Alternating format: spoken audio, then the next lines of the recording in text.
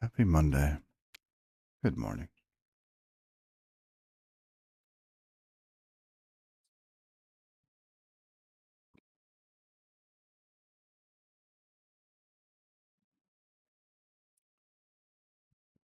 All right.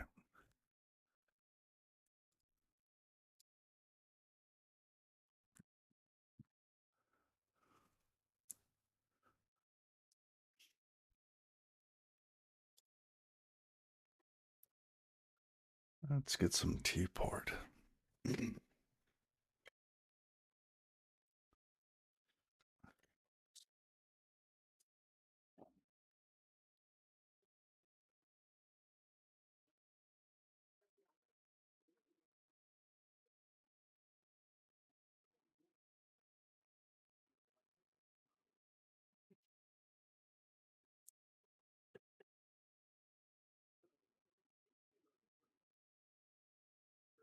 Is this the joy of coding?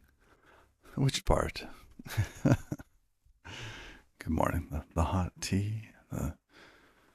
Goodness. What is the temperature today?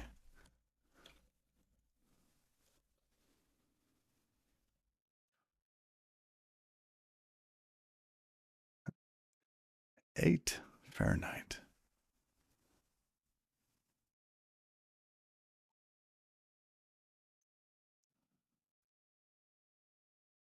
Wow.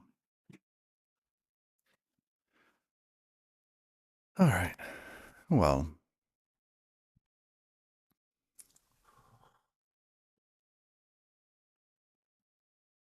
we're going to be working on kind of fine tuning the communication between the VFS and data plane.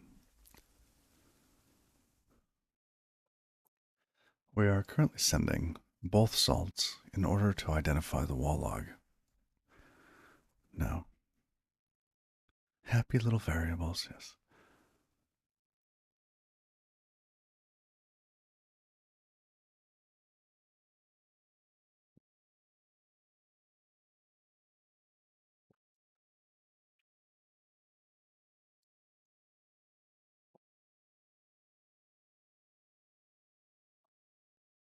Now,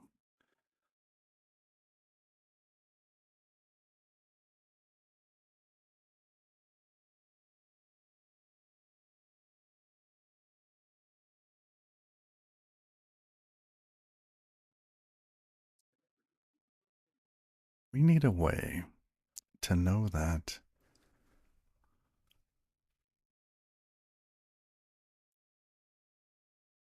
when a wall log gets rotated, we need a cheaper way to rescan and invalidate logs.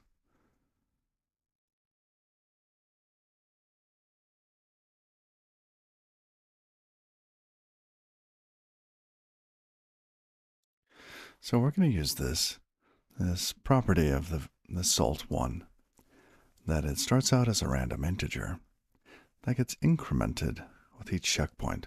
That's a rotation of the wall log, right? Now I say rotation because I'm rotating it. They say checkpoint because they just go back to the beginning, increment the number, and then generate a new salt2.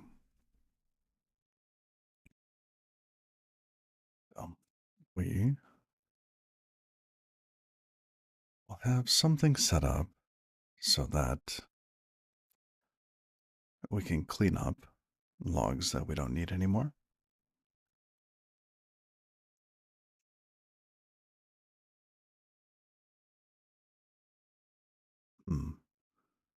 I wonder if I should do like an A-B pattern.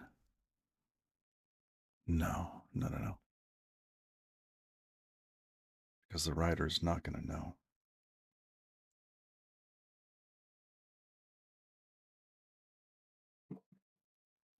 The writer's not going to know if the reader has read it yet.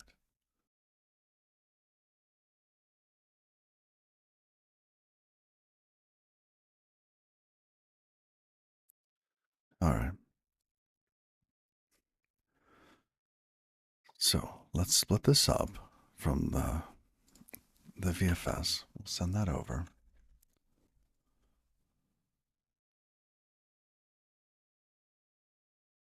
Let's check our text size. 31. There's a 38. I'm going to do 35 today.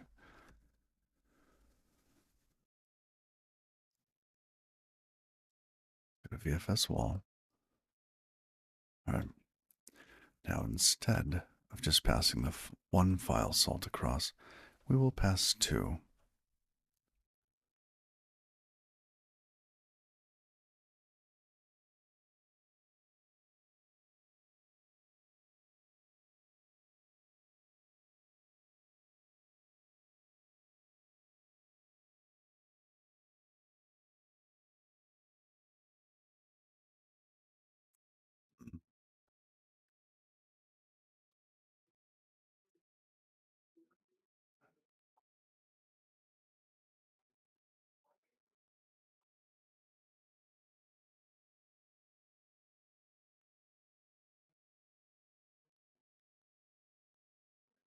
This used anywhere else.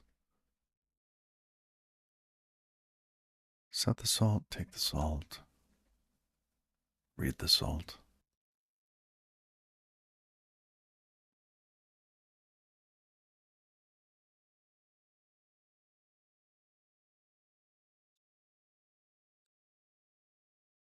We'll split it.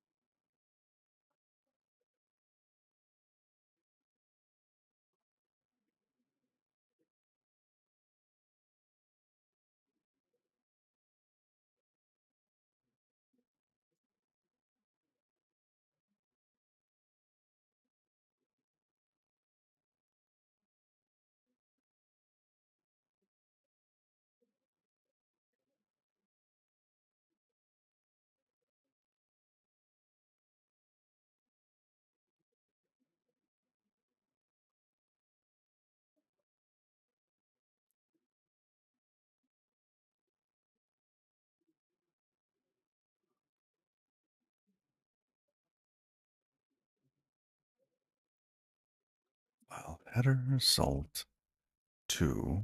There's 1 and 2.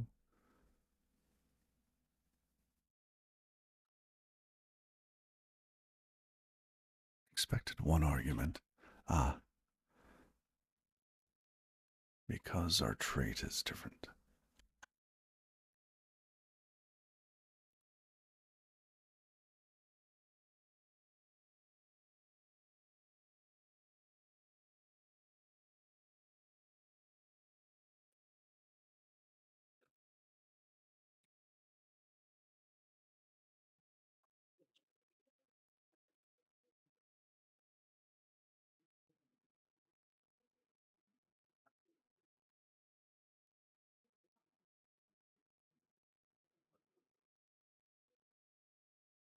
Salt 1 and salt 2. Good. What is this? Clone. Let's get rid of this one.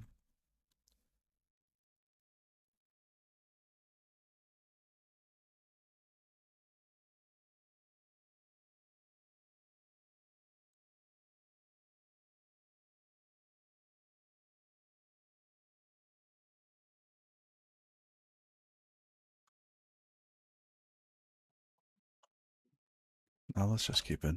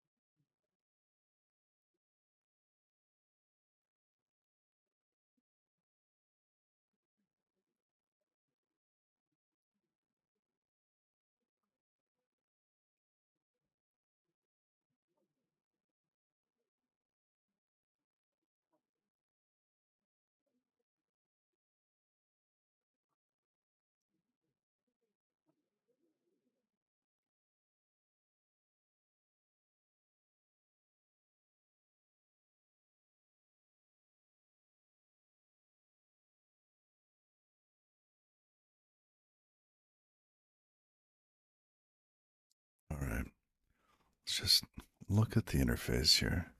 Okay, commit start. These are positions. I feel like I'm jumping up and down on this too far, too often. All right, there's both of those are fixed.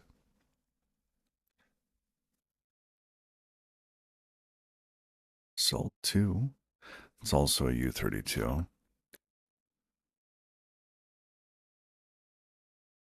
Ah, yes.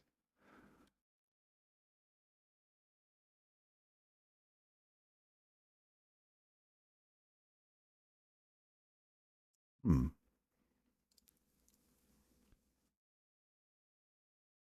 When we rotate, are we using the new salt value? Ooh, that's not good. We should have been using the old salt, not the new salt.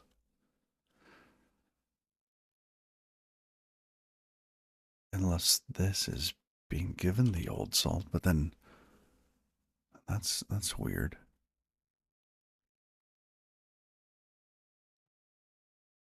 Yeah, it is.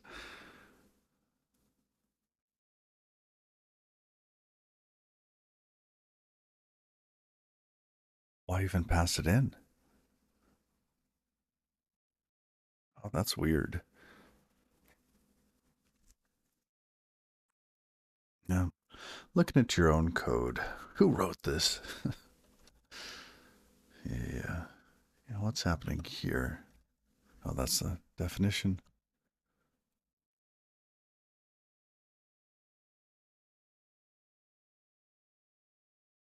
We rotate in two places.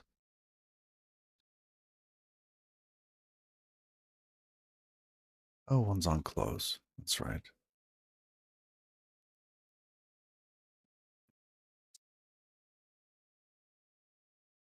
That's fine.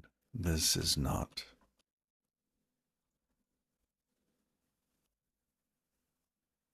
Oh, because it was taken. It has to be passed back in. Ah, I see it now.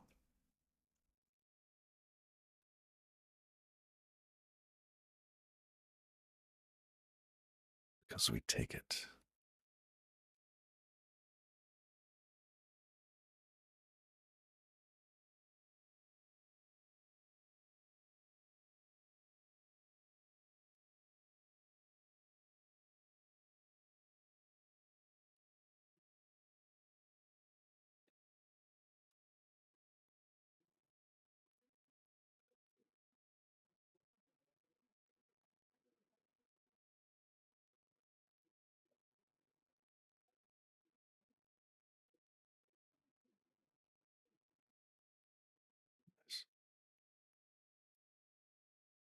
All right, so now we have the salts there. We need to pass in salt 1 and salt 2.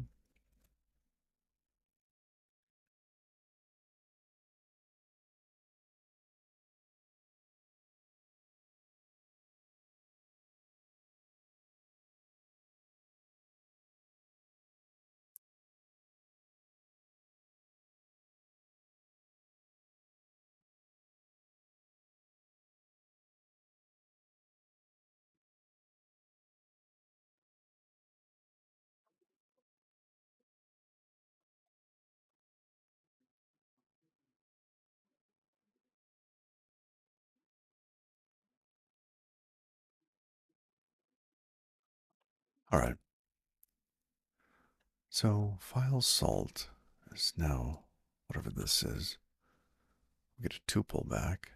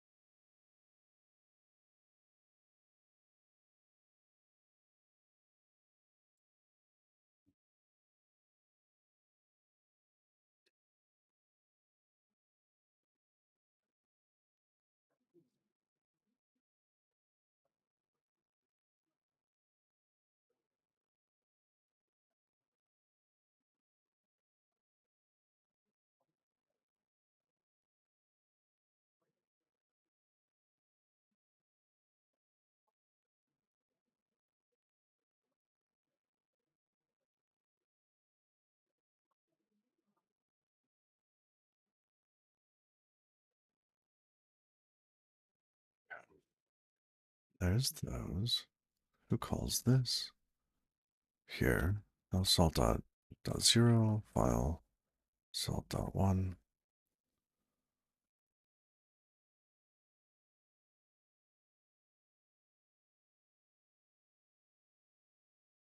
And excuse me. Let's update the other end of the writer. We have what? We've got our hash DB. There's our path.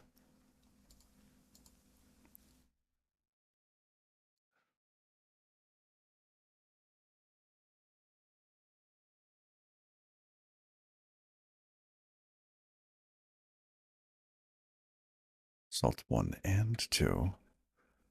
These are U32s. 36 to 40. 40 to 44.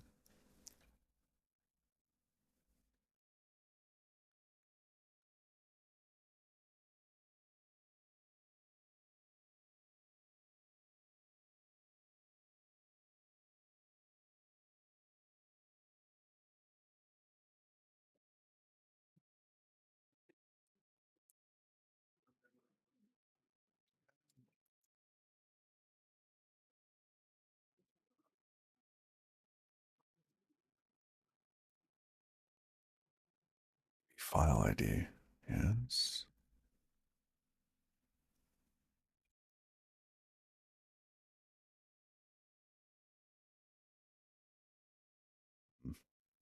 It's about time to change this.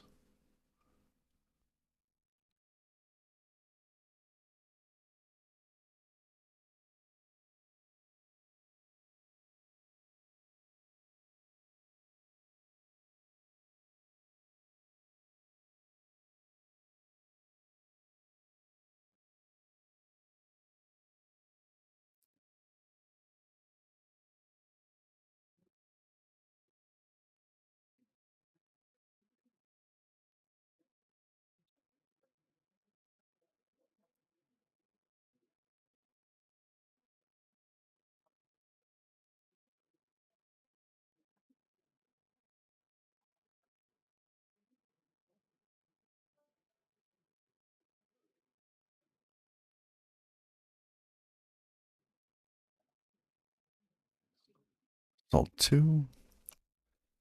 All right, there's salt 2, salt 1. Good. Now, when we take it from a DB mutation, we want to value. Say this is hash.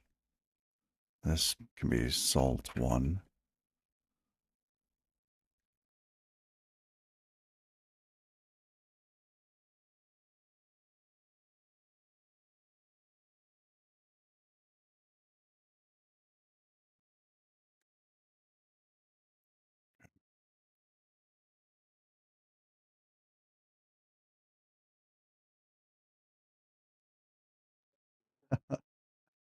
Okay, it did a lot for us.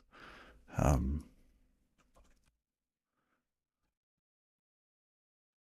is this here? This returns a U64. This could be a salt 1 and 2.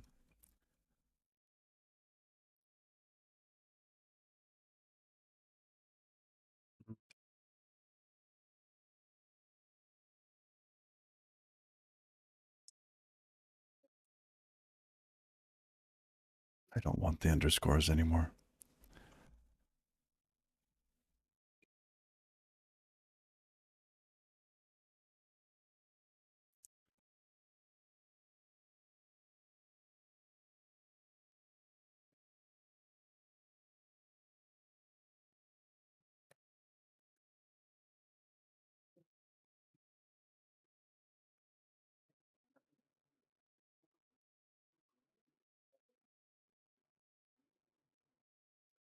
Okay, salt 1, salt 2.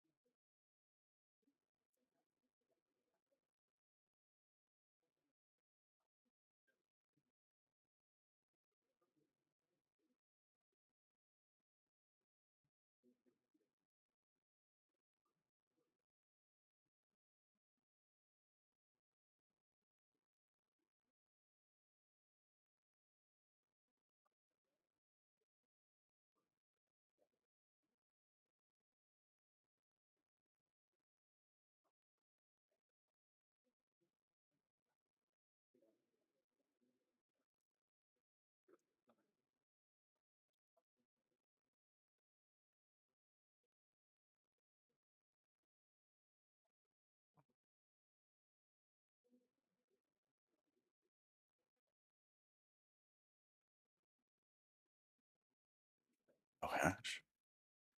That's fine.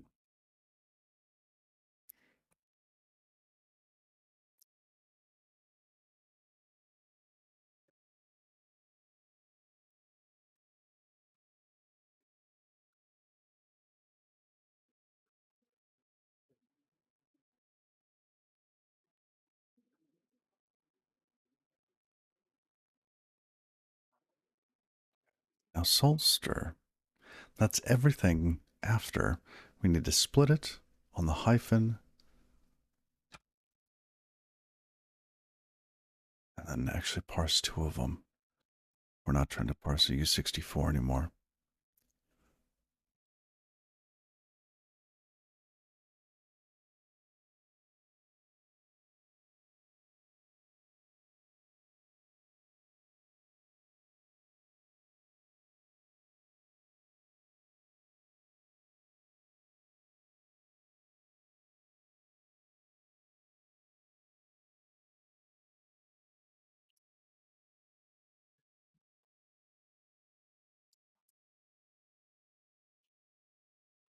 But we have ext chars.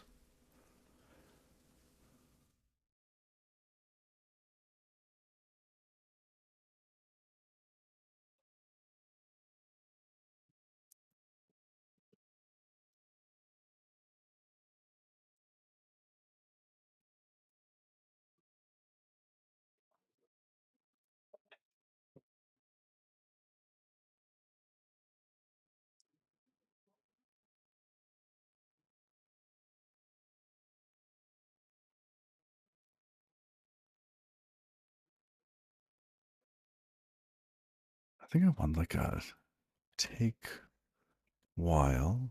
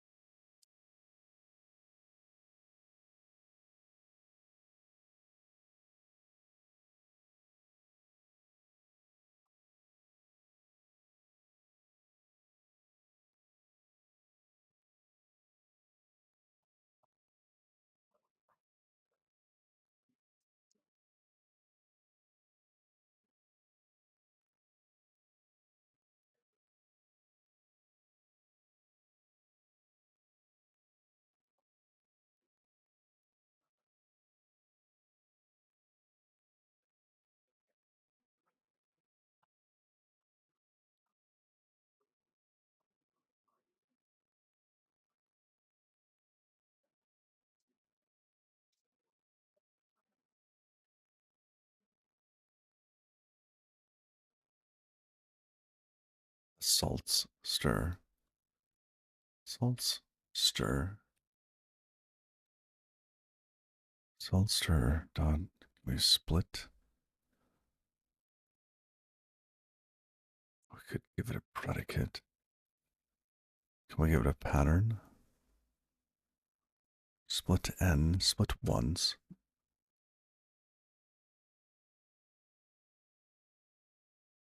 This is perfect.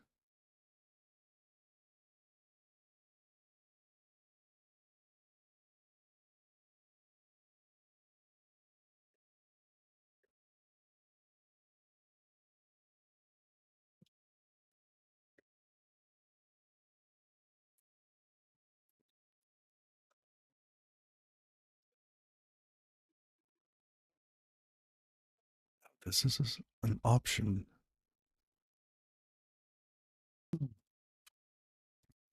So if we can't find it, then we'll probably just skip it.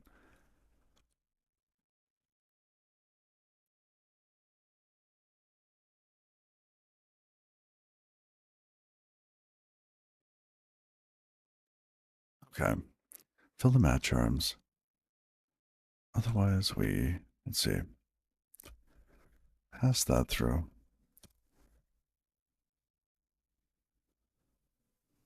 In this case, tracing worn.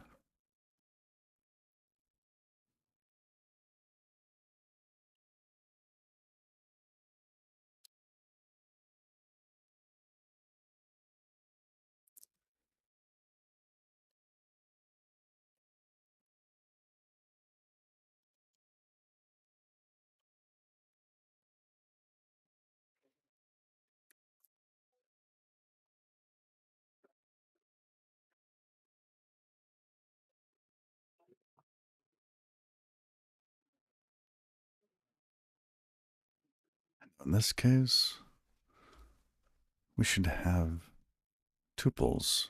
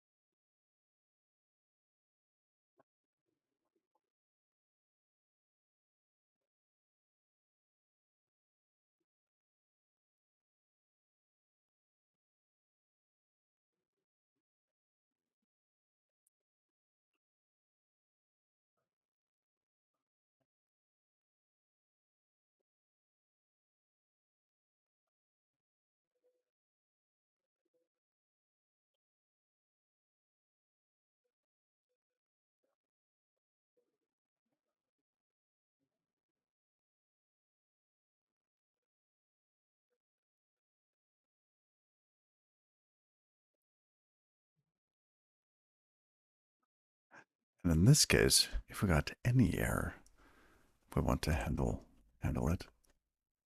So if the first one's an error, we'll bind it that way. Or if the second one is an error,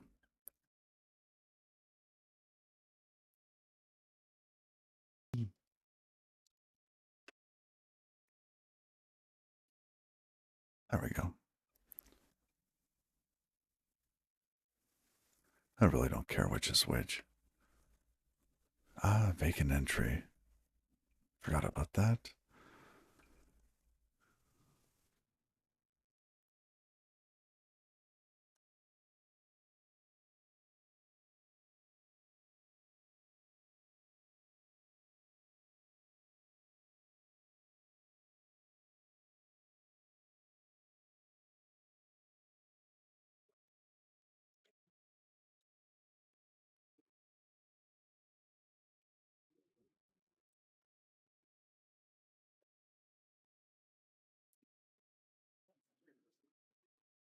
Nearly there.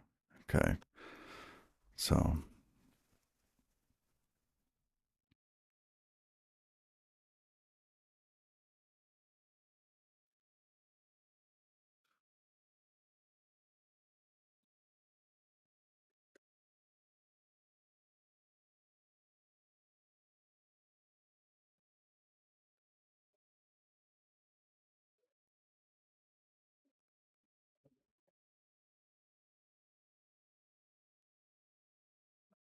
we have to adjust self. Didn't we already do that? Frame salt. That should be salt 1 and 2.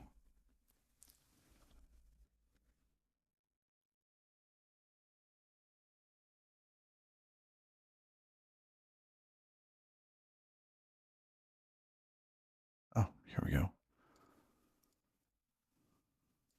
I'm just passing that through.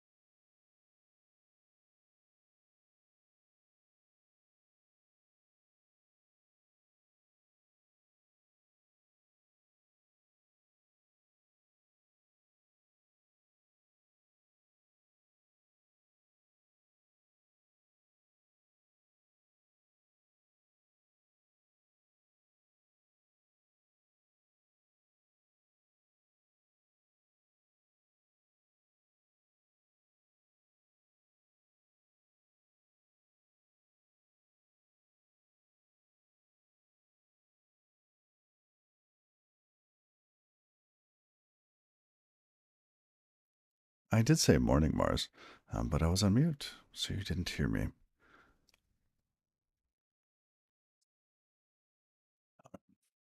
And that time, you guys didn't miss much.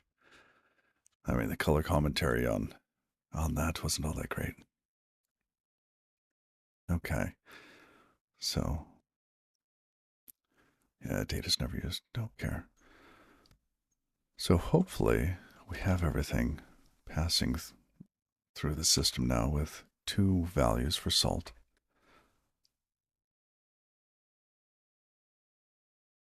Now, let's move some of our structures around. We have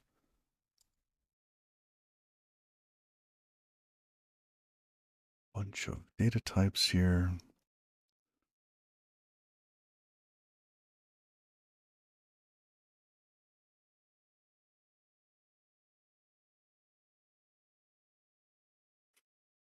Hmm.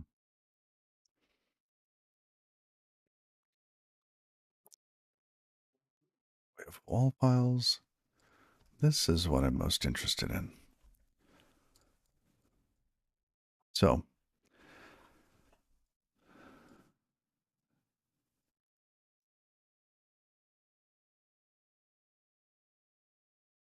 do we need the file hash or just the salt?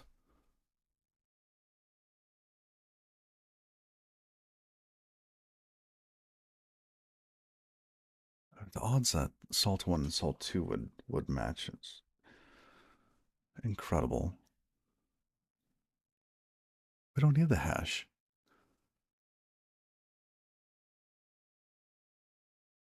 Why are we passing the file hash through?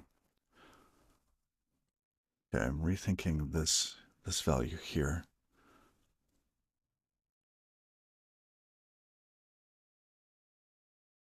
So, okay, this helps us to identify the everything in the file name before the salts.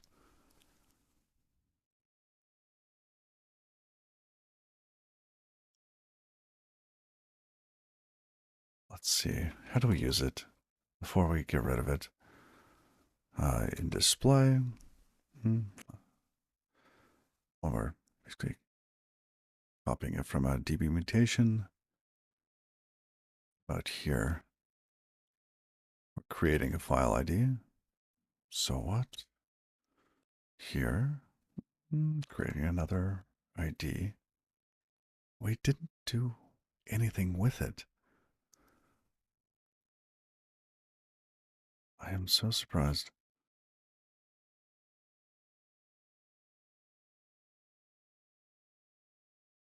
I mean, other than just identification, right? Because we do have hash defined, and it's in a hash map.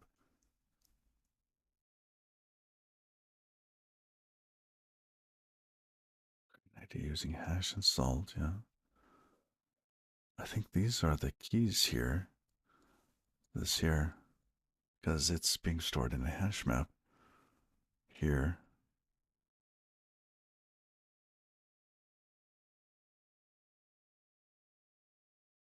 Yeah, we don't need that. Okay, let's get rid of that. I'm doing a little bit of bike shedding, but you'll see why.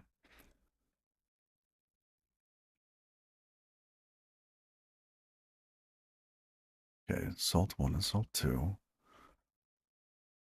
Don't need to hash that anymore. Less code is always faster.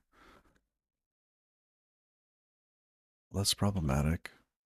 Has fewer bugs. Okay, maybe not the last one. Because that one kind of relies on logic.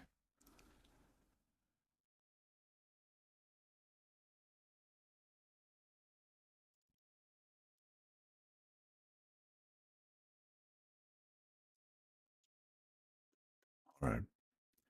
DB mutation. Let's get rid of the file hash. That's going to do quite a bit.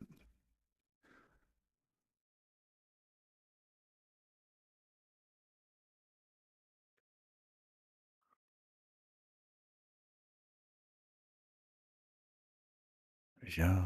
Wow.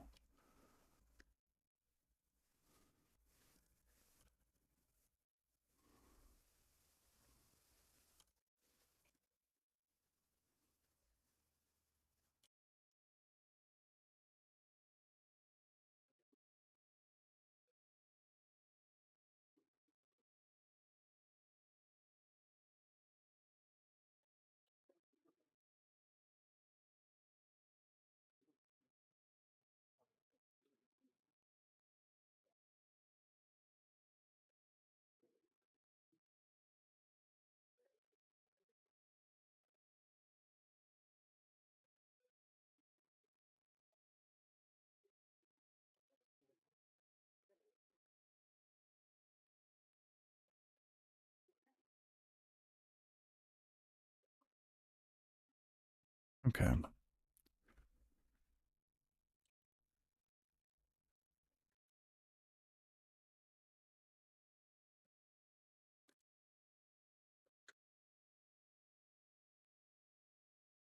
This does make me nervous. A little anxious on this. Hash DB path.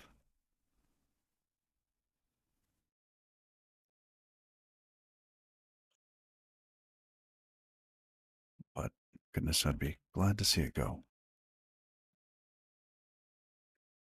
Oh, we have to adjust all of these.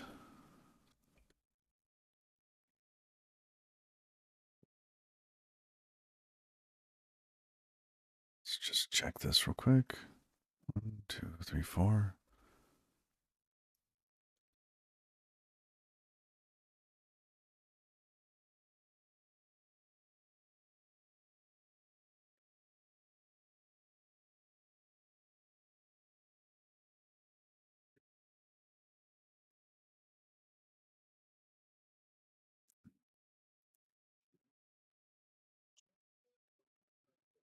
It's 4.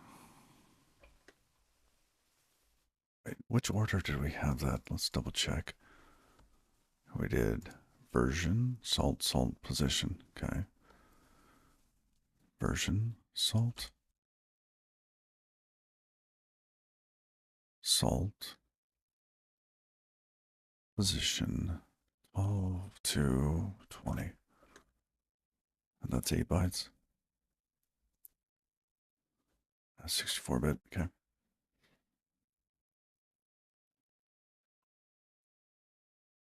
Good. Let's clean up these bits.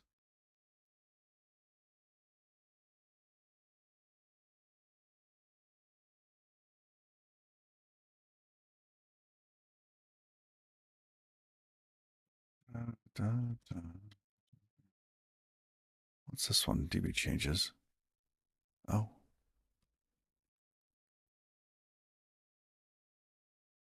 Okay. No longer have to go with the hash. File name hash.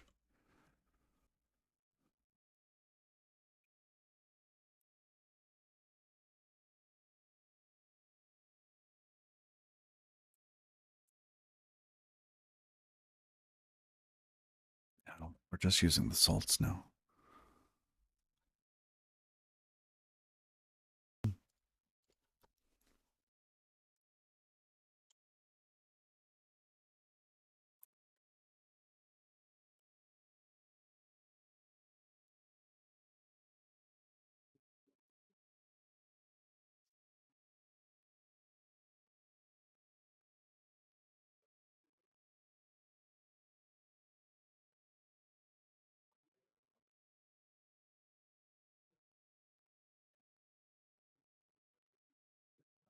This is the second time I've removed that.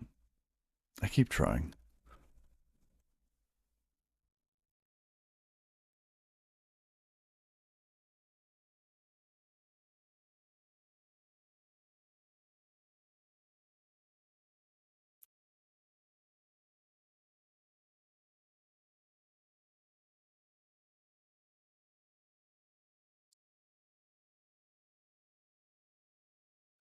I do like that it's less work when we're rotating a file.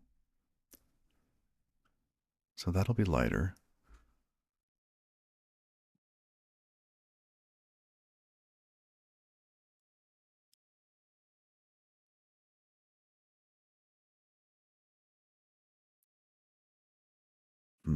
Goodness. Okay. Now, back at data plane, listening to the DB changes.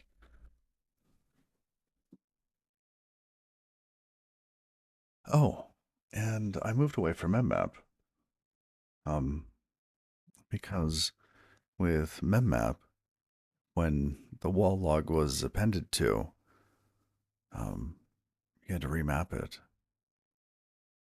And I didn't feel like doing that over and over and over again. And if we're using a buff reader, right, it just needs to read the next 4K or whatever the page size is. Right? It's actually 4K plus 24 bytes, which is within the buff reader's 8K buffer. So I think most of the time we're going to be just fine. Might be a little penalty that we hit, but by doing that, everything just stays inside of Tokyo. So I went with a simplification there.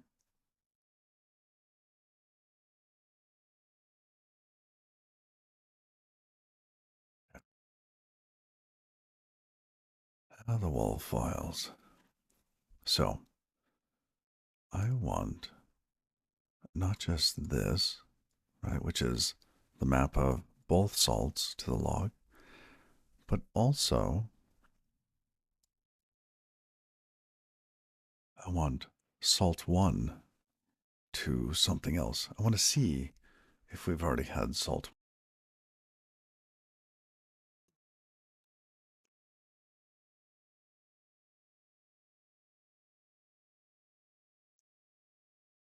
So with these paths, if we have something that is just -WAL, the contents of that can change, right? So we have to take that into account. If we have something that's -WAL-salts, those will never change. Those will only ever get deleted, right? Which is a change, but it's a different kind of change. The whole content of the file doesn't change. They're fixed content. So when we're, oh, I like how they kind of jump. You can make the stars dance. Woo.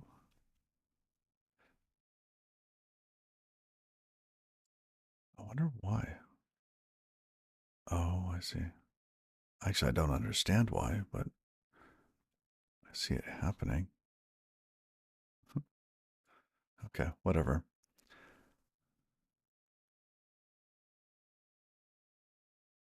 Um, I suspect this is some ligature thing.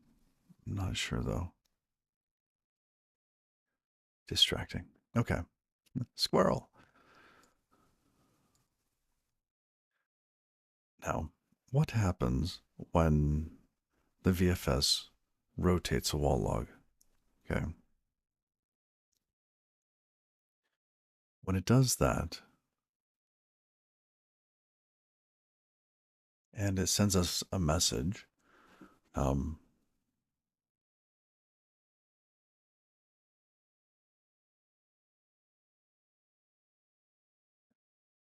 we will be given. So here, let's go through the process. Um, let's say that we've been on the website making changes, right? Blah blah blah blah blah. We make 100 changes. Okay, and then the wall log rotates, and then we make another change. Okay, we can't find the file. Right? We're given a message with salt 1, salt 2 position, and we don't know where it is. Now, we could go and invalidate all of the records that we have that are for um, the wall logs, right? And just index everything again. But that's inefficient. Okay.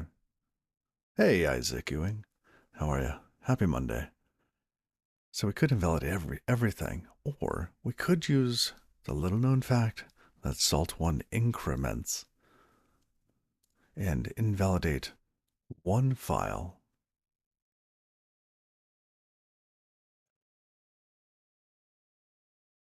So write that down. When a wall log rotates, 1 foobar.db3 dash becomes foobar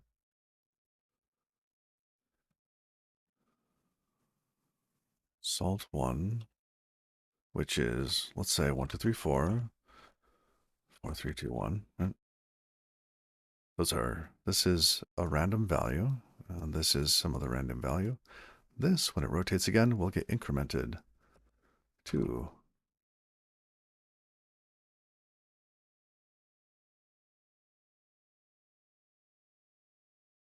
if it rotates again,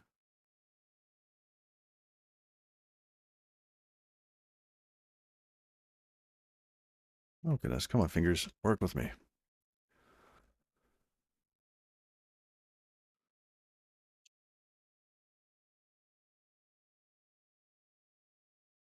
Dash 1235 dash some other value, right? And 6, right? With some other value. So you can see the pattern, right? 1, 2, 3, 4, 1, 2, 3, 5, 1, 2, 3, 6. So when we receive something new, we could look to see, do we have a file, a path that used to be registered to its predecessor? So when we receive 1, 2, 3, 5, does 1, 2, 3, 4 exist? Can we invalidate that one thing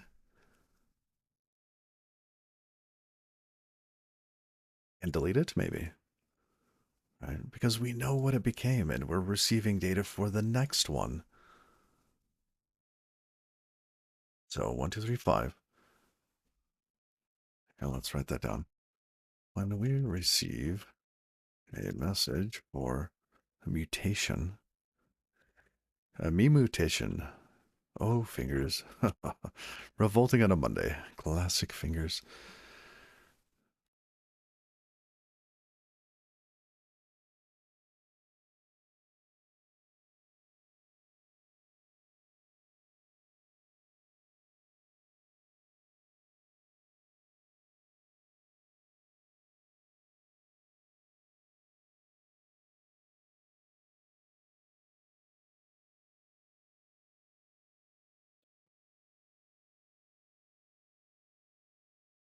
All right. This is the optimization I came up with last night. It means that we don't have to scan everything again. Scanning everything is a last ditch effort.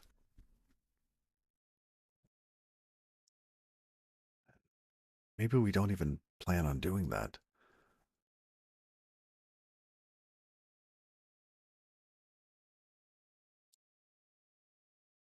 Oh no, because there's the empty restaurant problem. As we're starting up, we don't know which files are which. We have a bunch of .db3 files. Oh, I should have. No, that's correct. But there are no salt files, or at least we should remove them when we're starting up.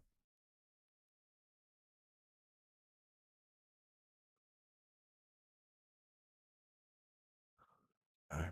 So let's add some bits here to store that.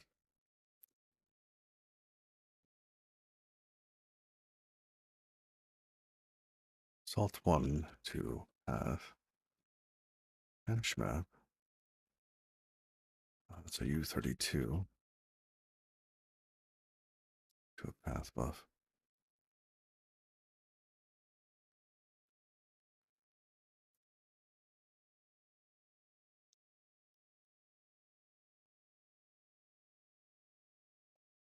Wise. We want the pair of them, the DB field ID, DB file ID.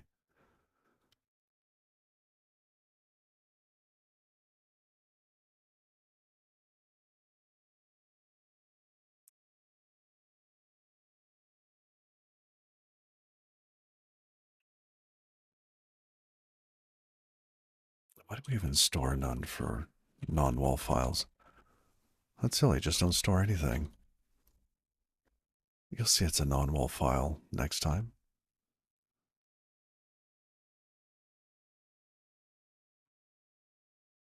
Maybe. It's cheaper because you don't have to parse the extension. But when you parse the extensions, you're just looking for a dash WAL. Okay, no, we're doing this. Map to the wall logs.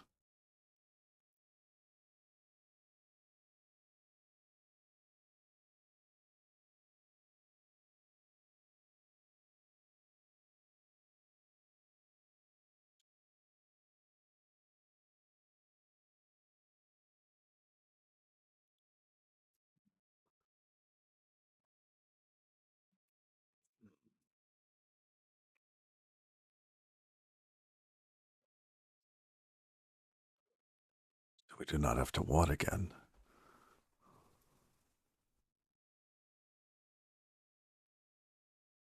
I'm not so sure I want this.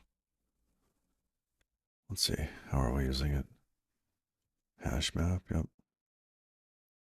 Okay. We have those keys there, so we can remove things that we did not see second time. Okay. We insert. Here we go.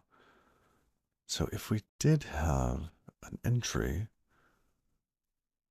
in file ID to path, then we would skip. If we didn't, if it was vacant, we would check to see, is it a wall log? Okay, that's cheap.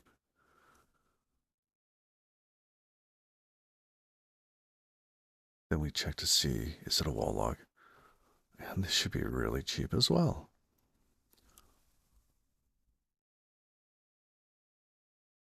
We just continue there. Oh, see, I think the kind of meat of it is when we get down to opening the file and parsing the wall header, which I don't think we need to do. Like, we're just inserting none. None, none, none, none. Unless we find one. Right? Like, congrats, you found one.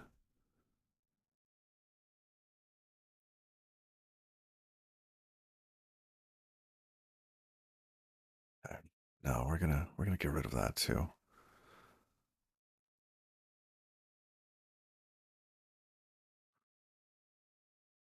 Okay, let's.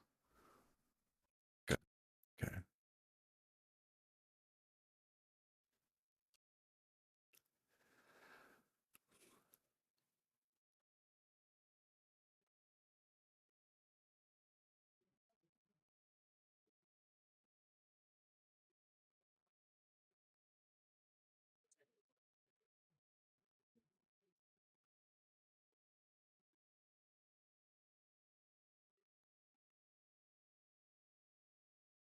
One thing to note here, if we did have like 10,000 files, right, but only a handful were being mutated, we're wasting a lot. Right? We are wasting a lot of file pointers because we open each one of these and we store it.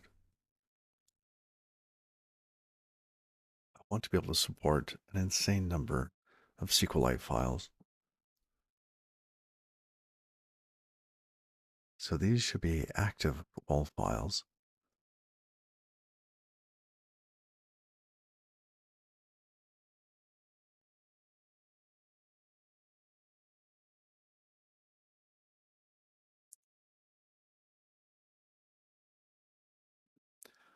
See, I think it's okay to keep this around, but I don't want to open each one.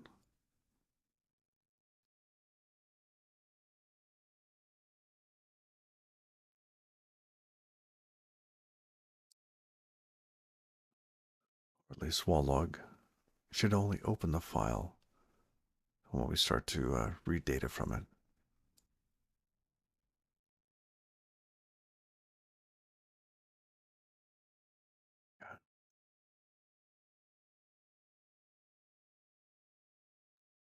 All right.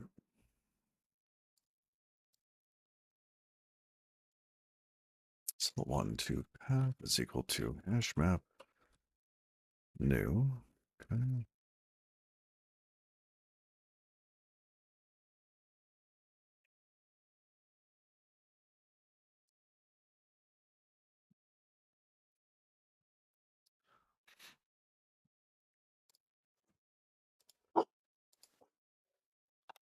I'm going to let the dog out. Just a moment.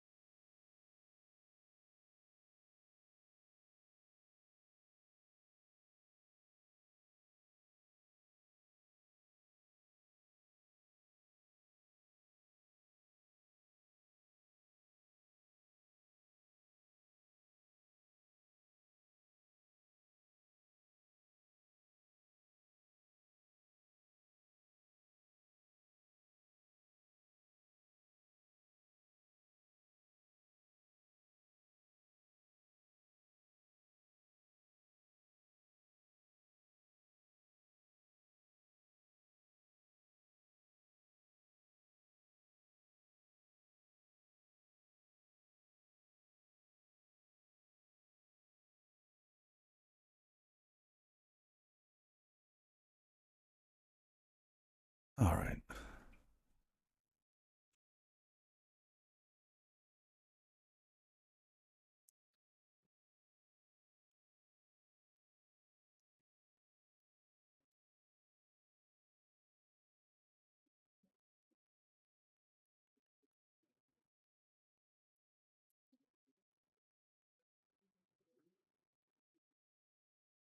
There we go.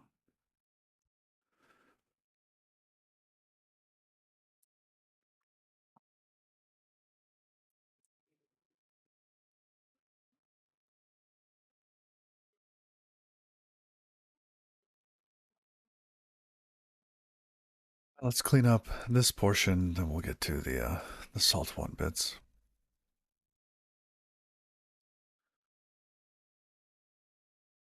Done. You can go away.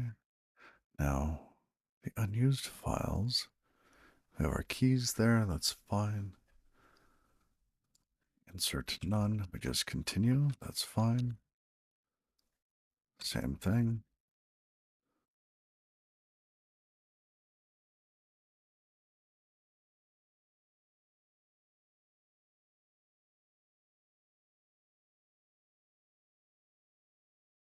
Now, in this case, we might not want to insert that yet.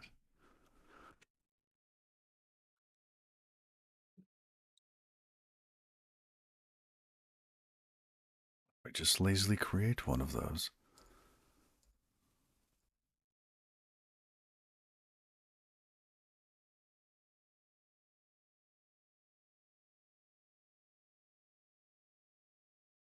I'll leave it there the way it is at the moment.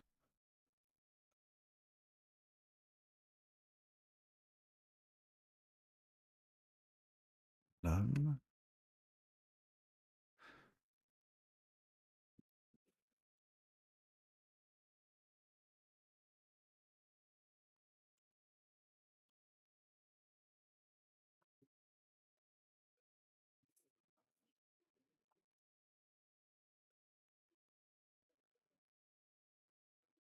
All right.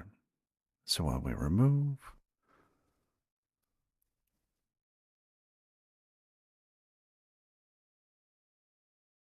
we just get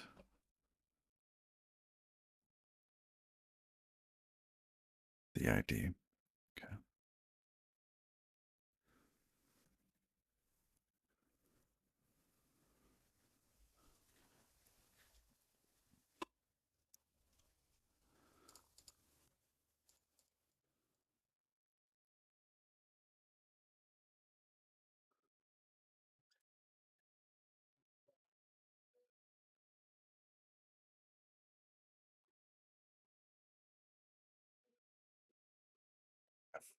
Good.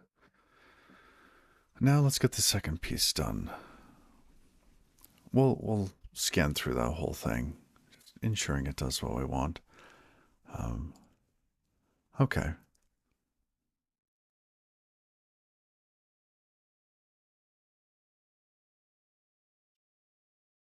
So let's say that we just got a request for 1235. What do we do? Right? We check for 1234.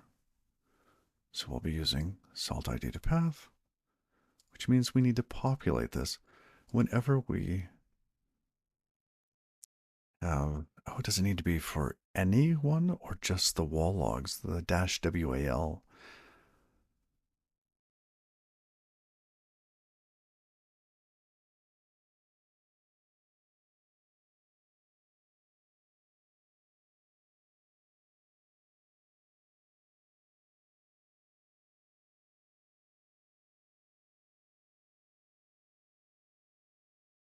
Okay. This is only for the WALs.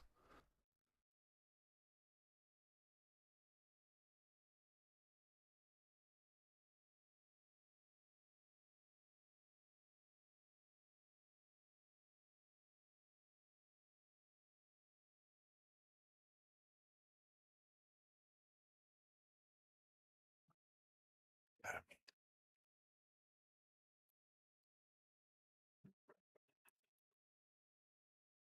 Get file. So if we do not have it already, look for it and initialize it.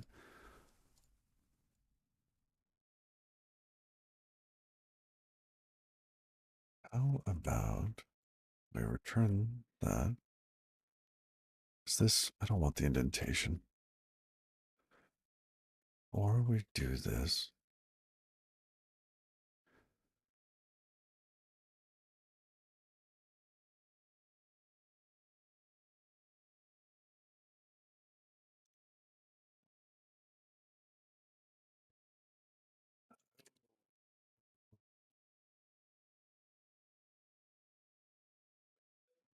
We can actually do it this way.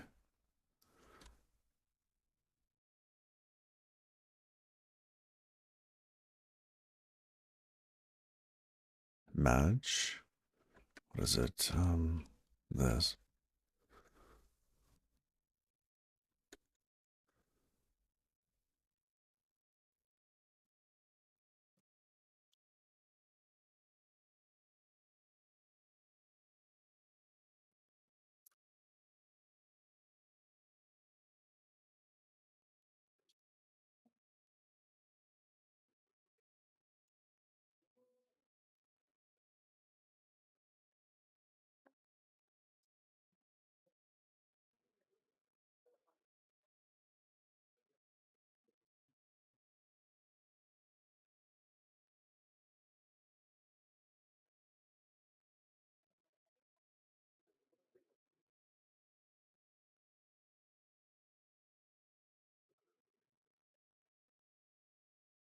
This is no longer an option.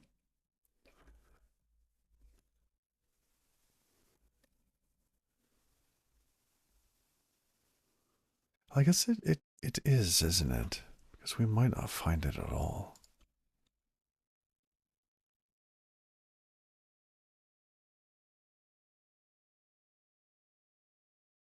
All right.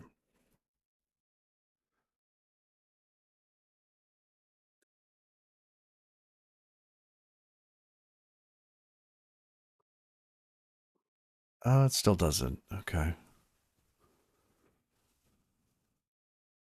Rat.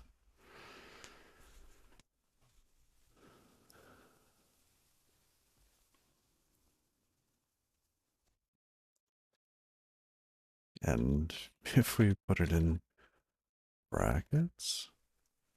No. Fine, fine.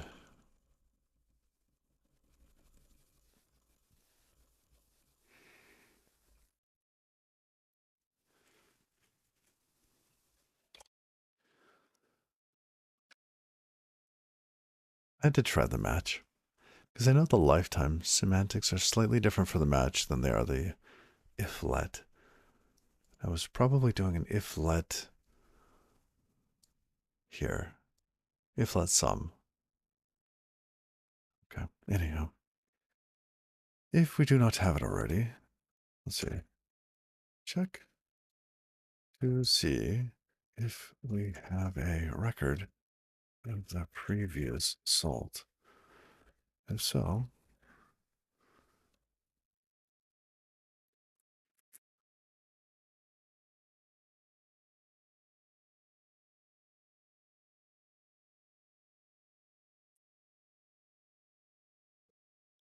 yeah, let's see.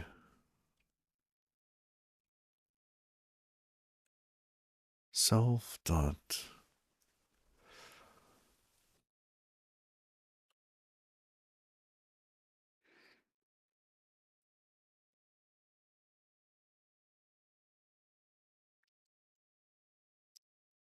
not file ID.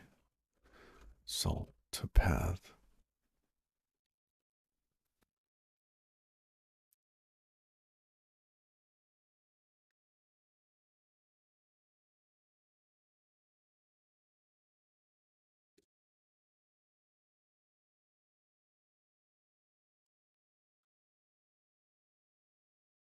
So if we have that,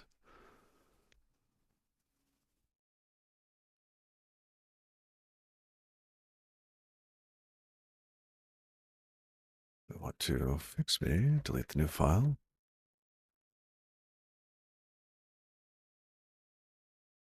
And we want to create a new wall log, insert it into the wall files, replacing the previous one.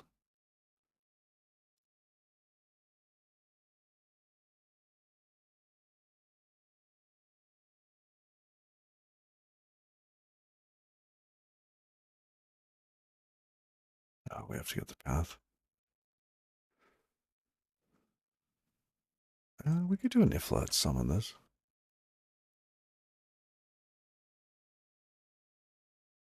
Because we're not getting it mutably.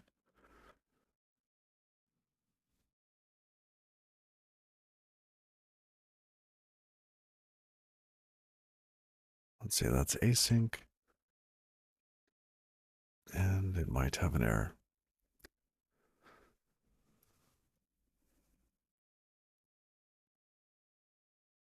Oh, that's for salt -1.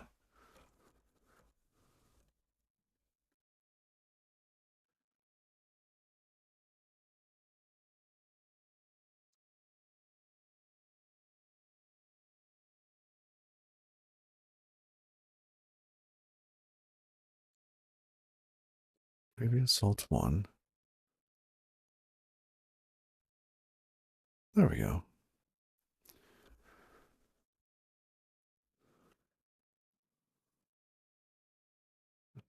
No. We have to insert it, get a reference to it, blah, blah, blah.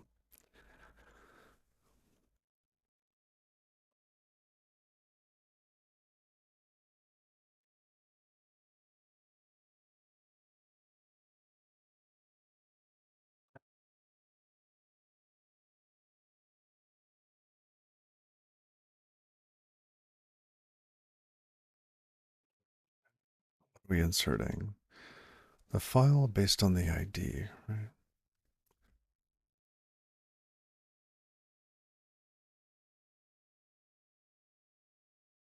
Now this will give us the previous one.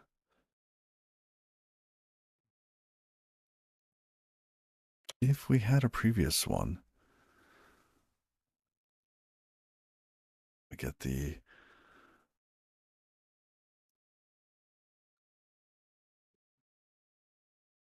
previous file ID, can, and then we can look up the new file and delete it.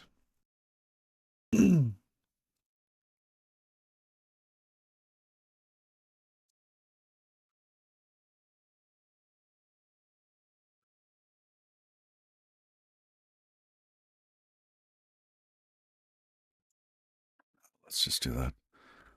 Self dot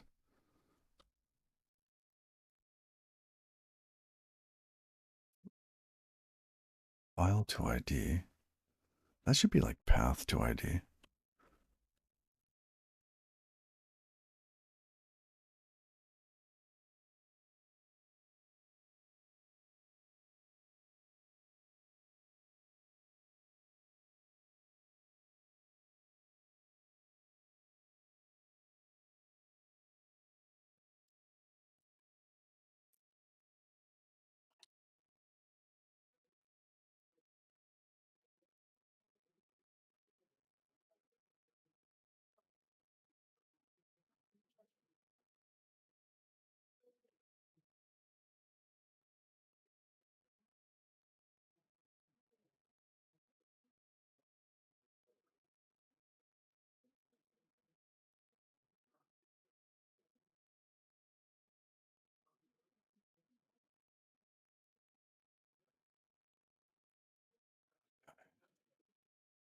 So if we had a previous salt, we insert it, we get the previous wall log. Do we need that? No. We'll drop it. It'll go away.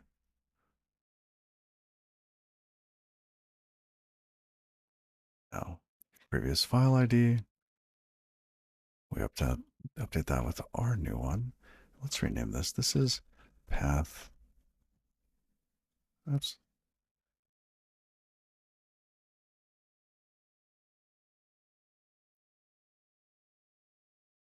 Path to file ID.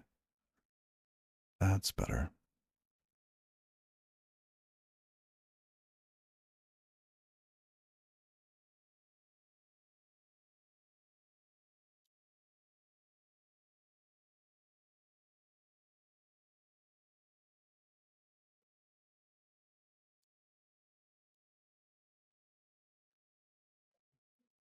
All right, previous salt one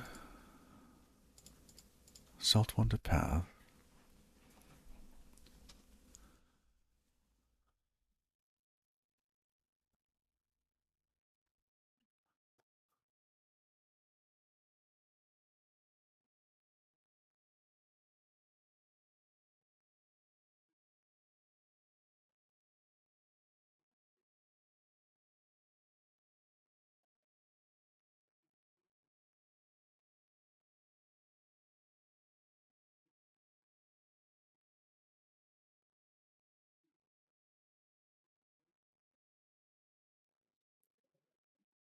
Salt to path, we get the previous path.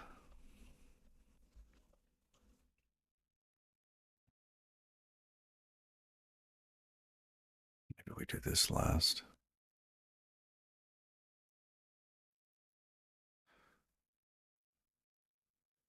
Get the previous one.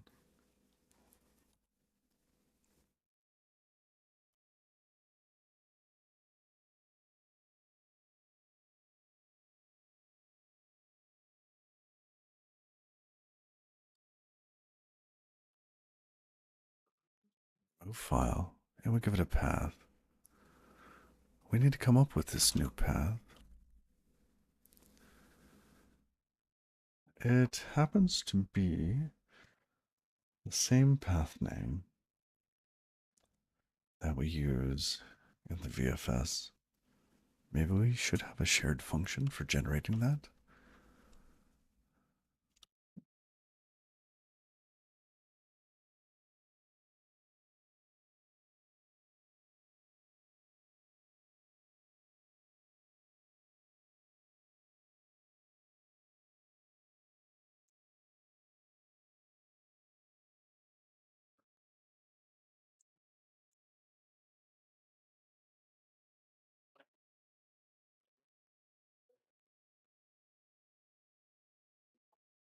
Rotated wall path.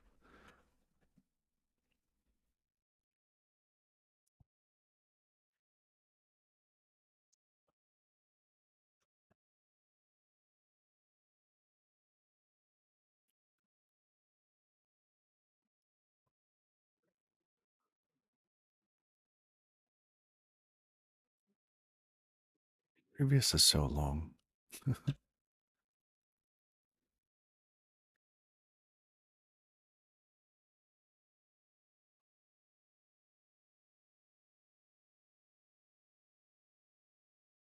Okay.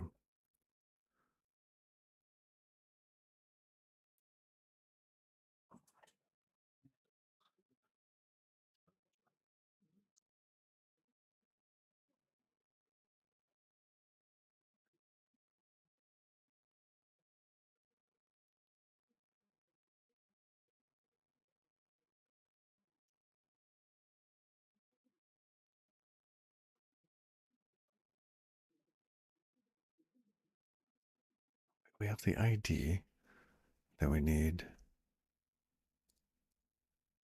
Ah, salt 1, 2 path? Oh, we have the old path. It's right there.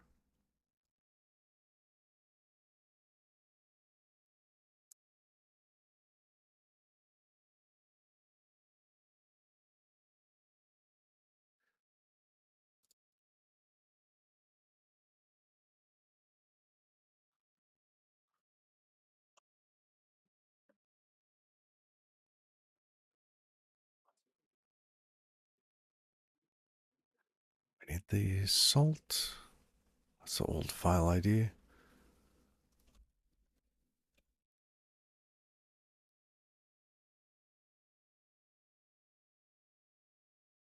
Okay. Let's do this.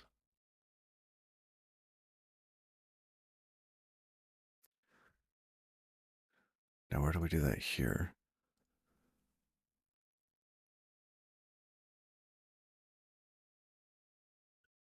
Here.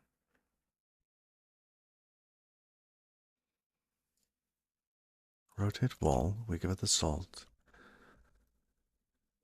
Okay, so this has to be the same. We have a path.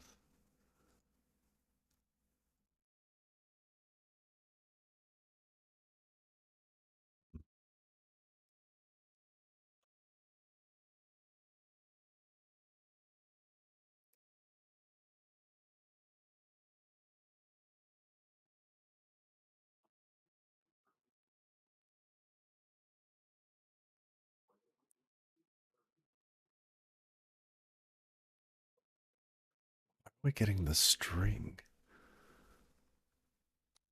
Why don't we just change the extension?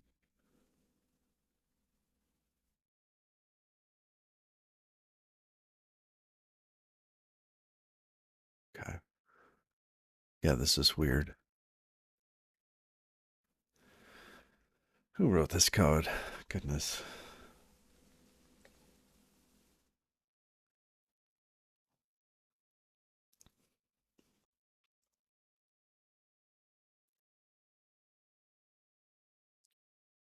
So we have our file name. We're not doing that.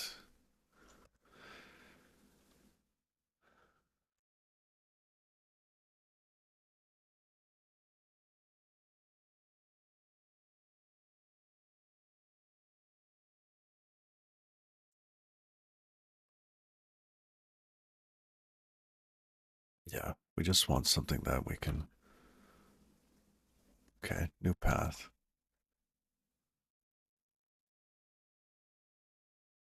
I think we can have all of this go away.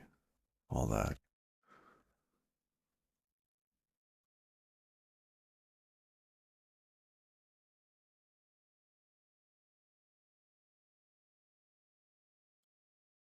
File path. Yeah, we'll just give it that. We need salt 1 and salt 2. Great.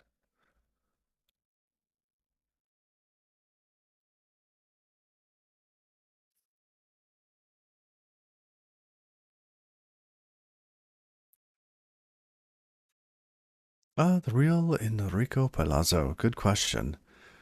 So in this case, um, the salts happen. Yeah, salts are used with encryption. You are absolutely correct there. Now in this case, sqlite has this notion of salt.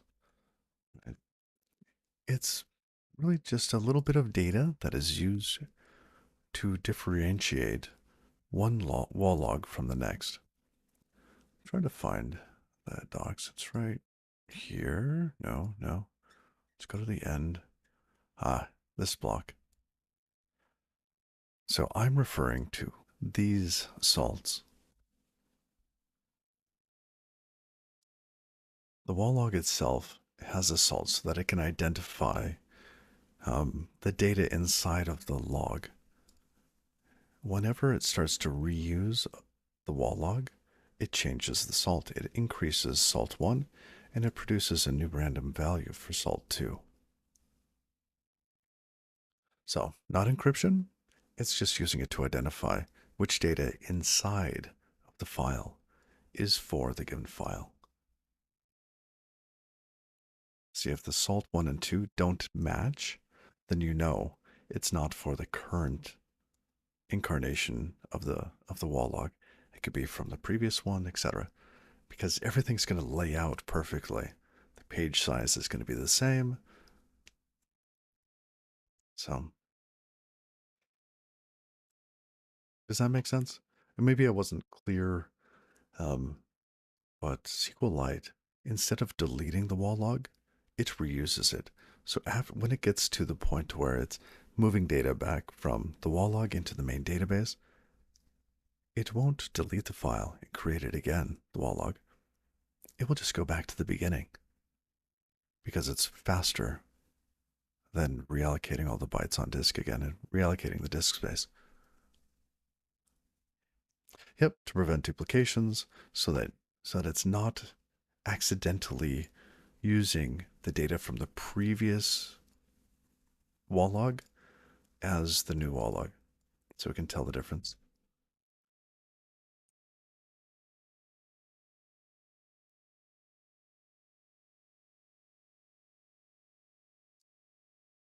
Yep, salt 1 and salt 2 values in the frame header must match salt values in the wall header. So at the beginning of the file. Question.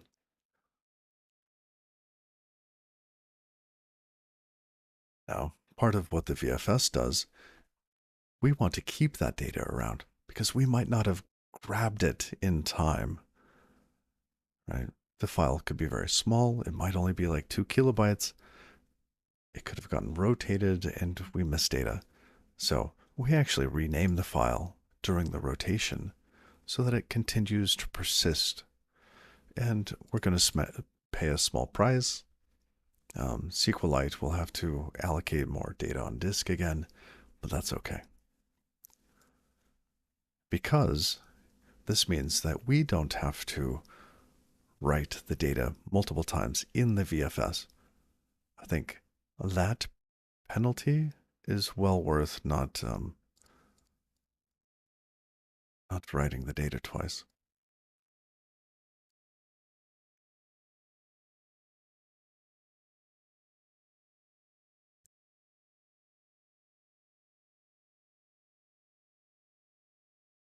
Okay, so here, let's grab this as our inspiration.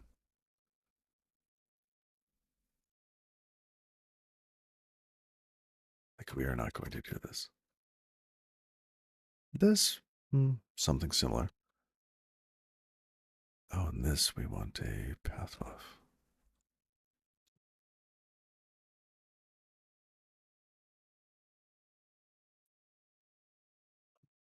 Could take ownership, and we'll take that. Give you a new one.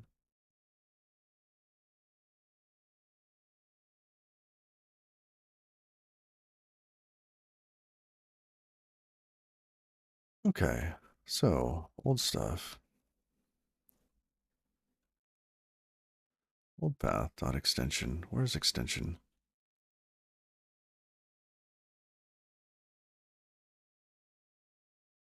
So we expect all wall logs to have an extension.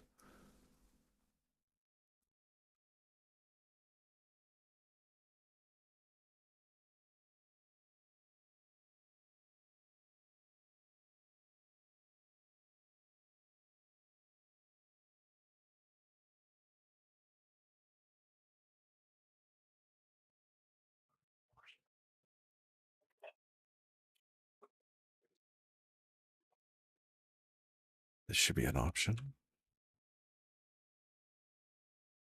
Yep.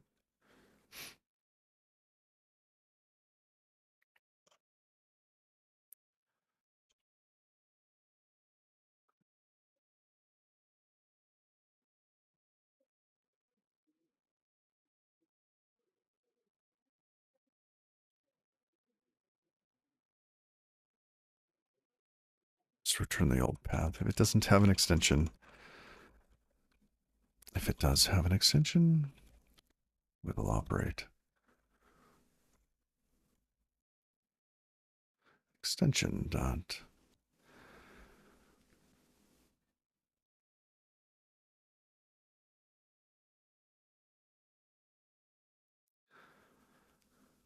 Now, SQLite has guaranteed to us that this is valid. Unicode, UTF-8. Now, looking at it off the disk, from data plane, we don't know what it is.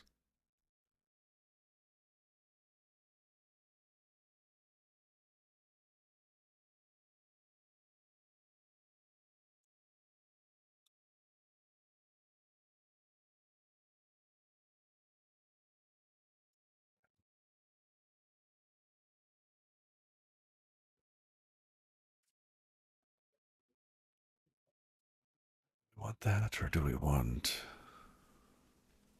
something else? What did I use before? Let's just get this two-stir. Let ext equals that. Format, boom, boom. ext dash salt1, salt2.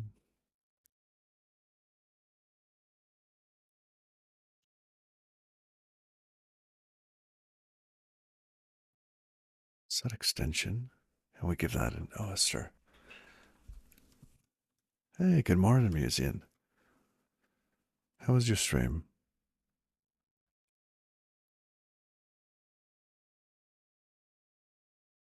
And morning, Raiders.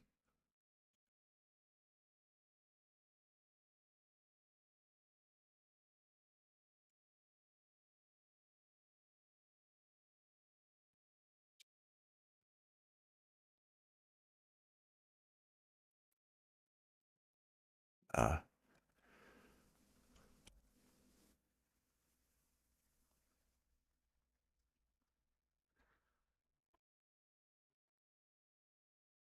so if it doesn't have an extension we're returning, let's also, oh goodness, we can't log in here.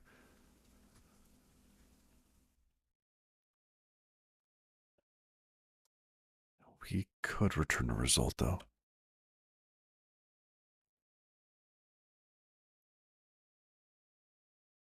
All right. So, Raiders, we are looking at, here, let me pull up the architecture.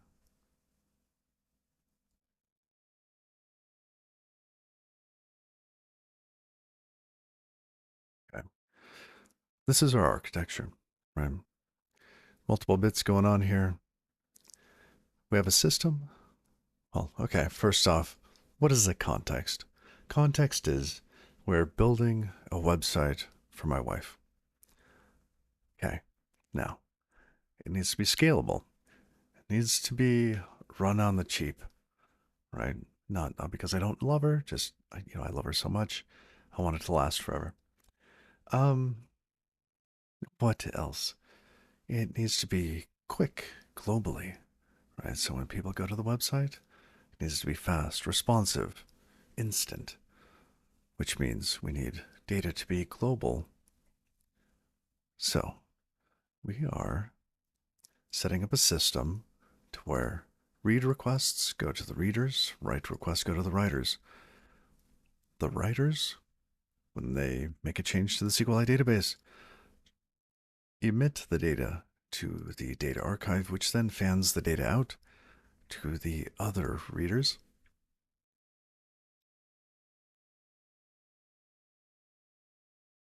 Okay, I'll get to the joke in a minute. Um, yep, and we are currently looking at a bit of functionality between these two parties here, the SQLite VFS and the data plane. Um, so we're looking at the interplay between these two. And I've got a joke today. Why do scuba divers fall backwards into the water? I don't know why.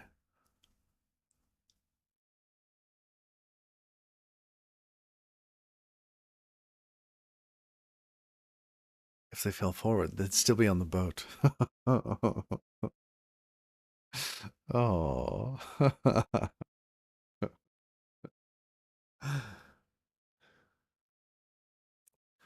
This sounds like the Elasticsearch story. I'm not familiar with that. What comp Phil?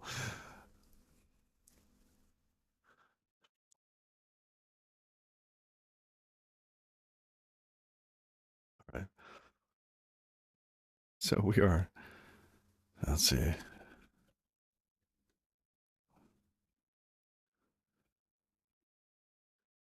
See, this was an option, wasn't it?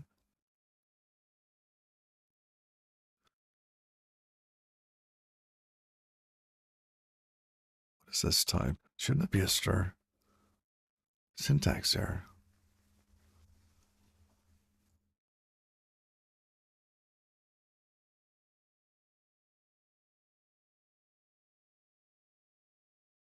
Oh, here I was working on the return time.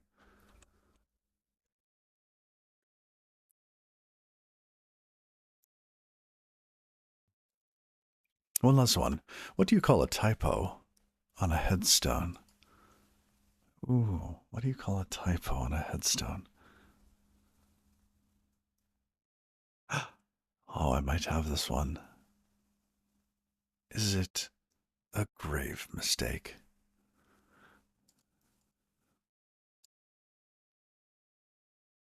Indeed it is. Aha. I love it.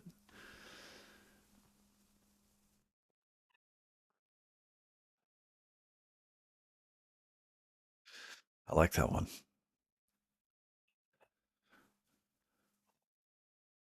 And pour some more tea. Do you have any others, Musean? We've got some time. Unless you have to run.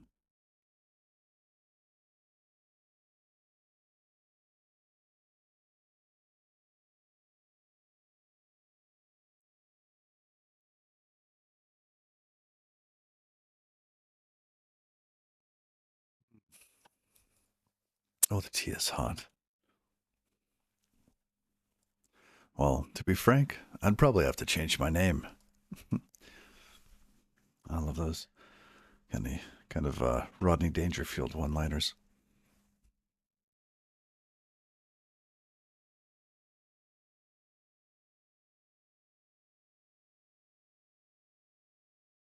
Let's create error. Enum error.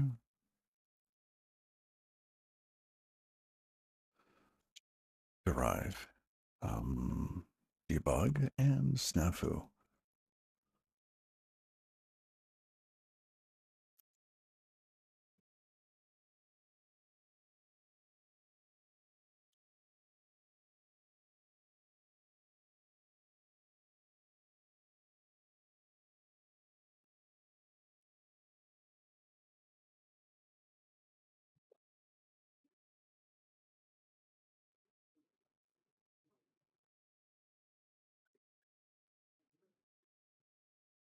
What kind of errors do we want? We want a wall log had no extension error. Sounds like a horrible name. Missing wall log extension. Path. Path love. It's one of these. Snafu. Display.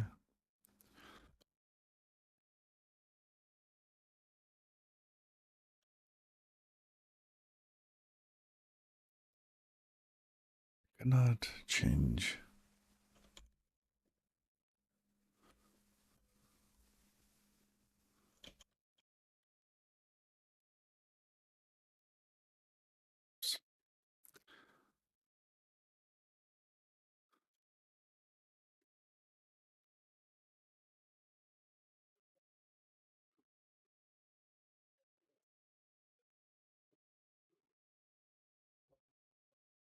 Something like that.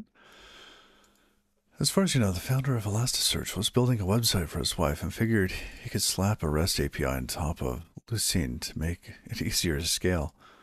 Oh, that's great.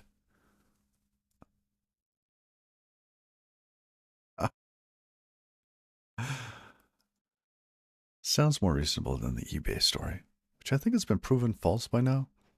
The whole dispenser thing. Same. This one is a bit obscure. Roman history, though. Oh, interesting.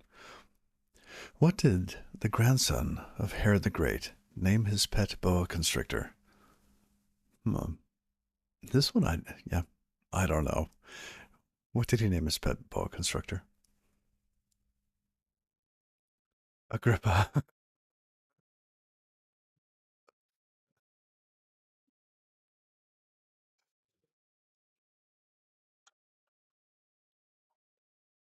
Was one of the other leaders, right? Uh, yeah. Okay. General.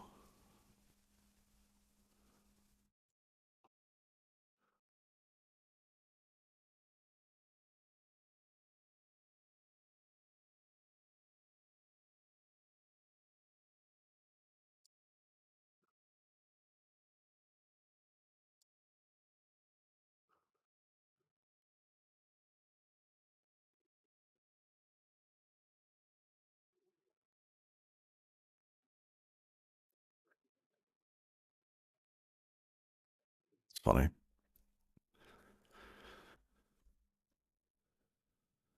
All right. Where's the code? Code. Missing wall logs extension error. Let's return error of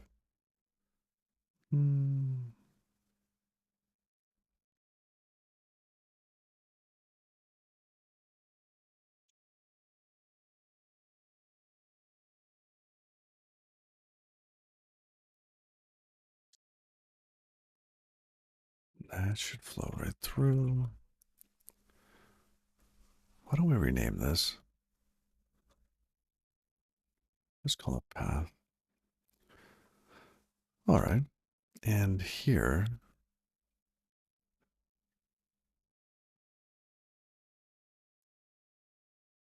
Booster. Okay.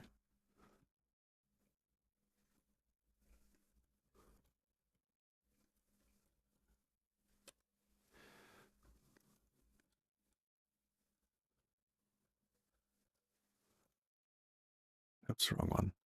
Now, I've become very kind of, I don't know, dare I say, dependent on this pattern to keep from getting into like indentation hell.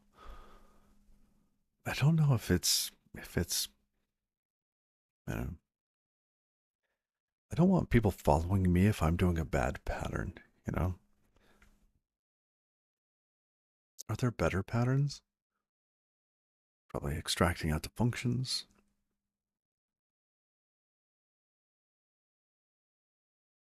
Let pattern equals expression else.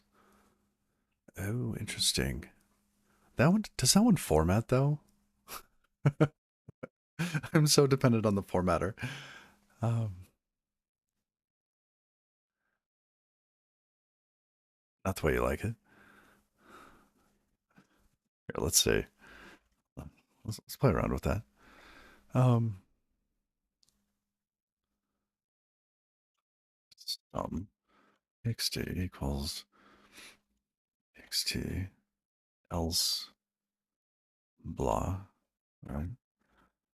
Which then does return error something here.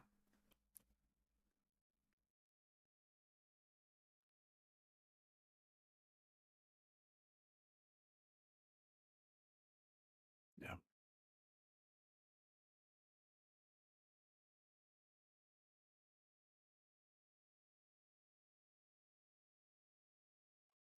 Hmm.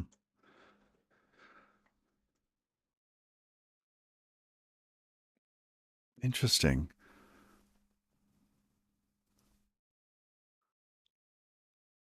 It has to diverge, return, or produce, and nothing, which makes sense.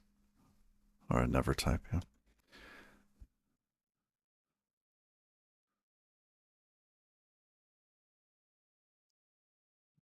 I like it. I wish this was here. Right.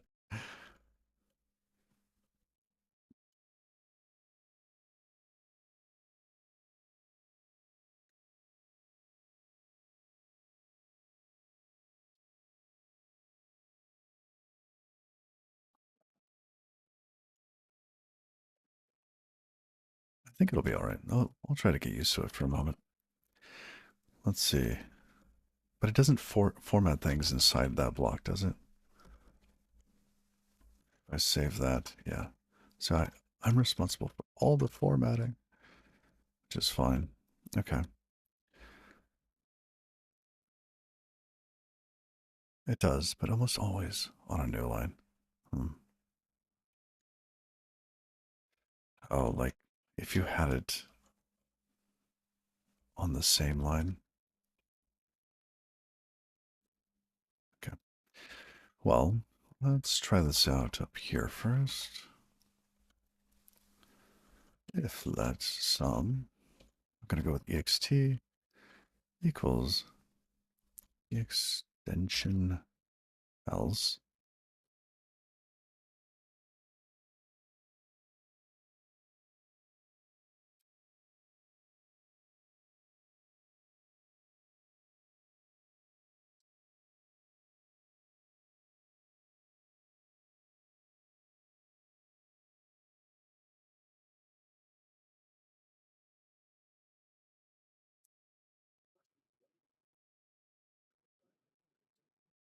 It has rewrites for turning a match into a let else.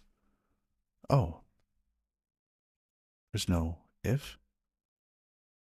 It's just let. Oh, got it. Wow.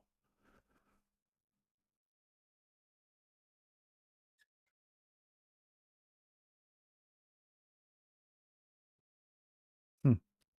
Hmm. That works for me.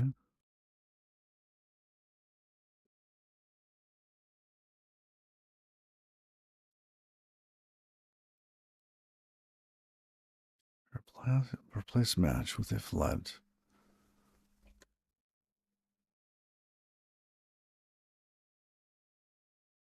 Do you need a return in there already?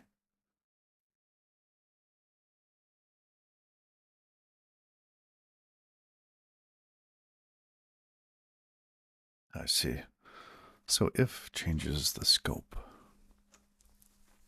If puts the scope inside of the brackets, outside otherwise. Oh, Rust format. I don't know that I have one. I don't. Rust format at HOML. Let's add one.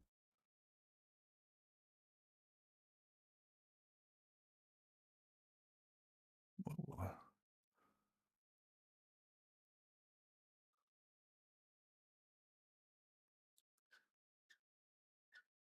Interesting. Wow, you can control. I didn't realize this was added.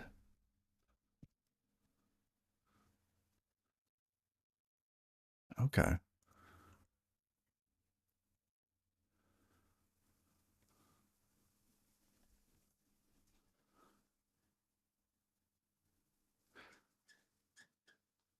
Do I need any top level grouping? Doesn't seem like it.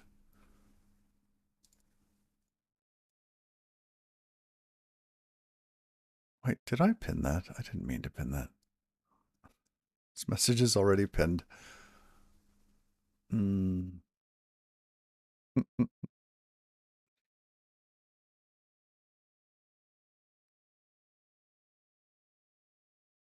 Just gonna copy paste.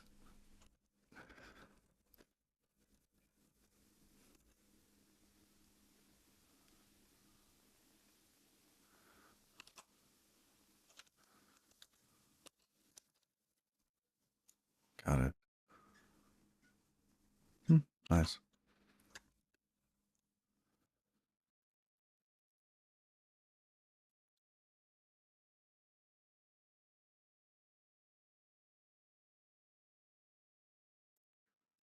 Okay.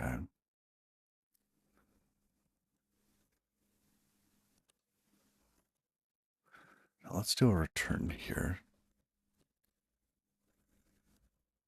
Return error.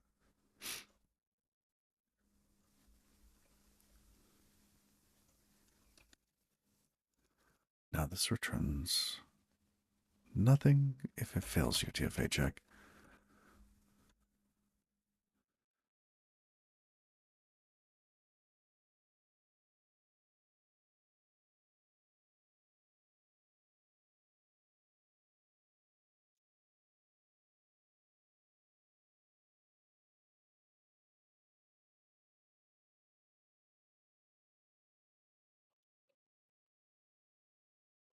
Something like that.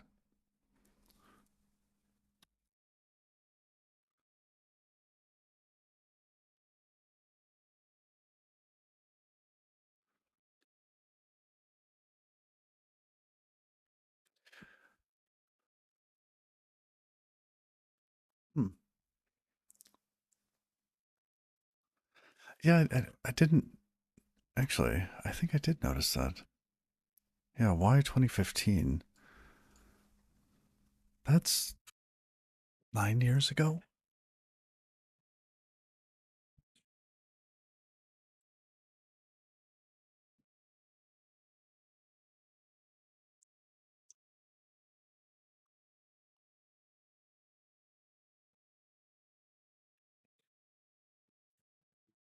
Okay, and I'm not seeing 2024 on the list.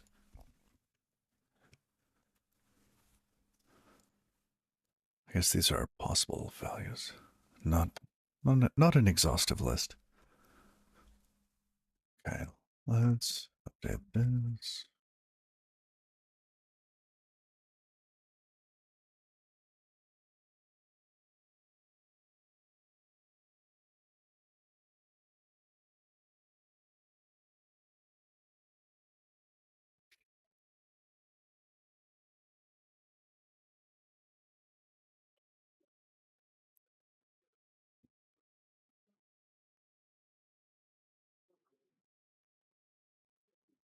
Oh, I love Rust format.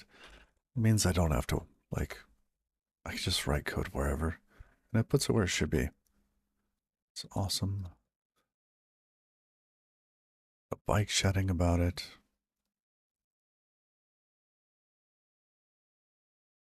We have to go to bytes for that. Oyster.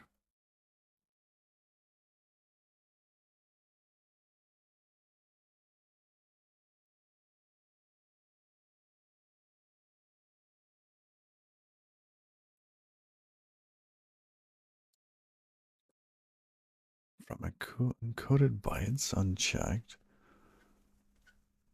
From cow. No. Hmm.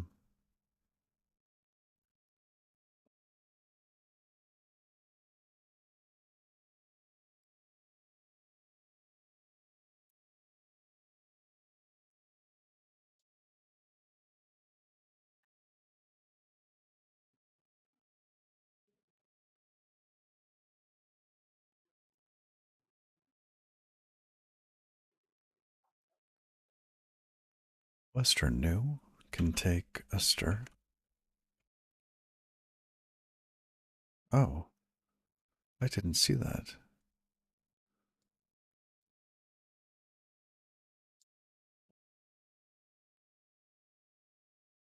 So one of these. Oh, here. And here. Got it.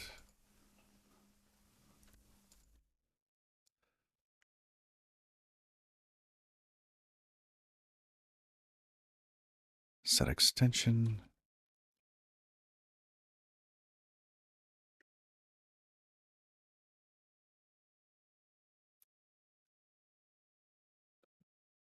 And we return a path. Okay, so now both systems should be using the exact same thing.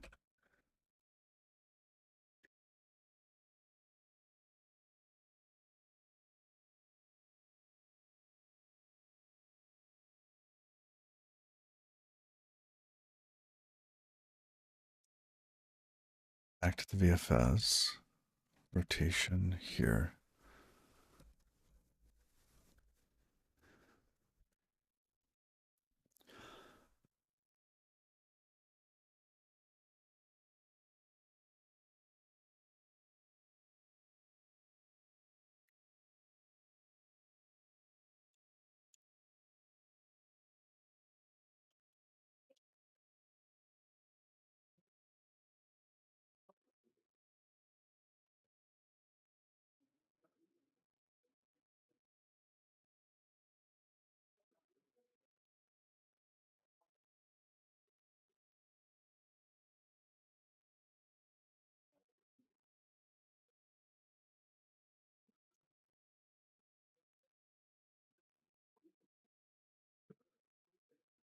Renaming it. What if it already exists? Mm-hmm. And logging. Oh, we changed the thing.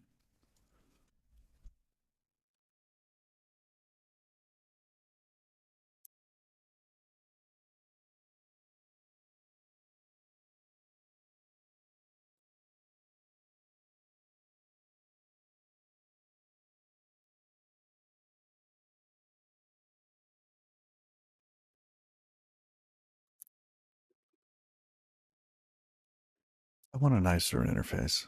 I don't like the one we have. With extension, that creates a new one.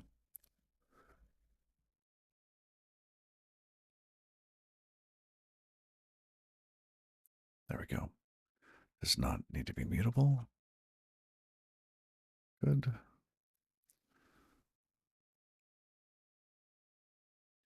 Ta-da. Okay. Now on the other side in data plane. Here, yes.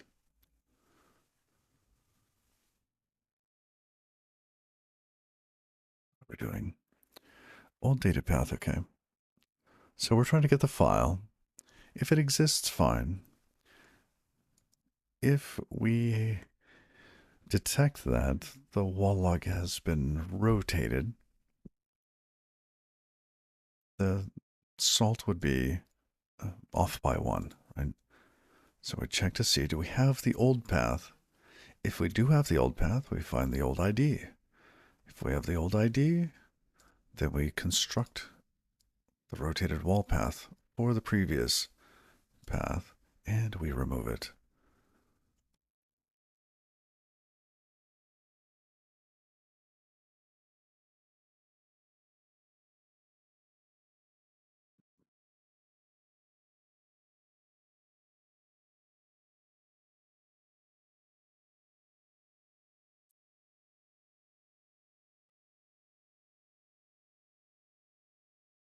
And what if we couldn't remove it? Do we care at this point? Probably not.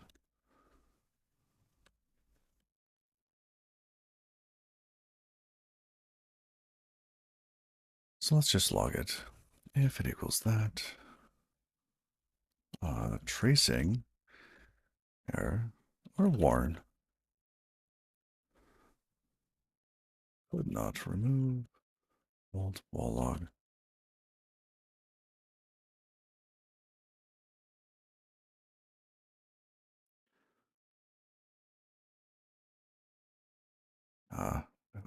No. What is it? So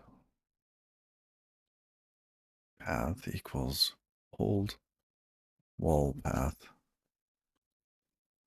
Question mark here or at the end? I don't remember.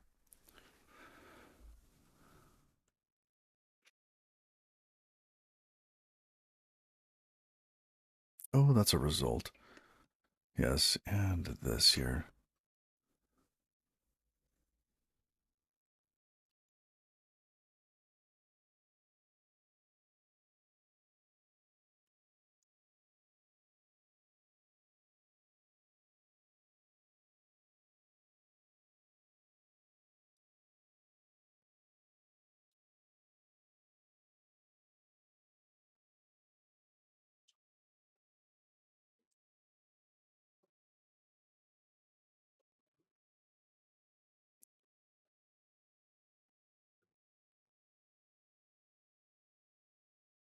Result, I still have to use a match because I need to get the error, don't I? I do, yeah. What?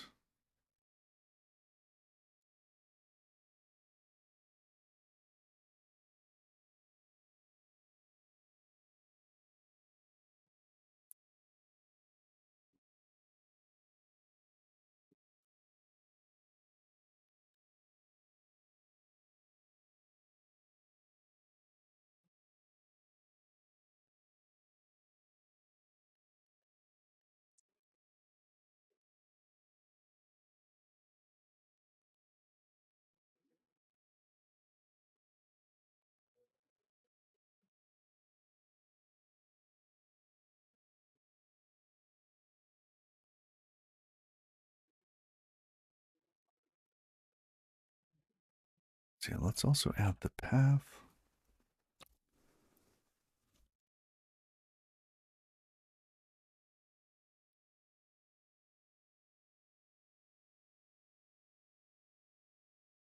And what do we do?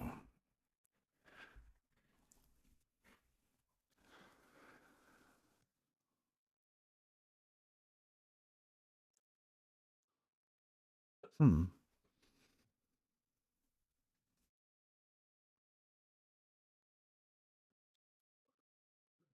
In this case, we need to do that.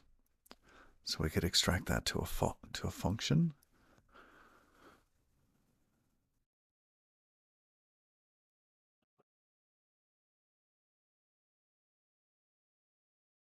Essentially, if this doesn't work, we look for it here anyways.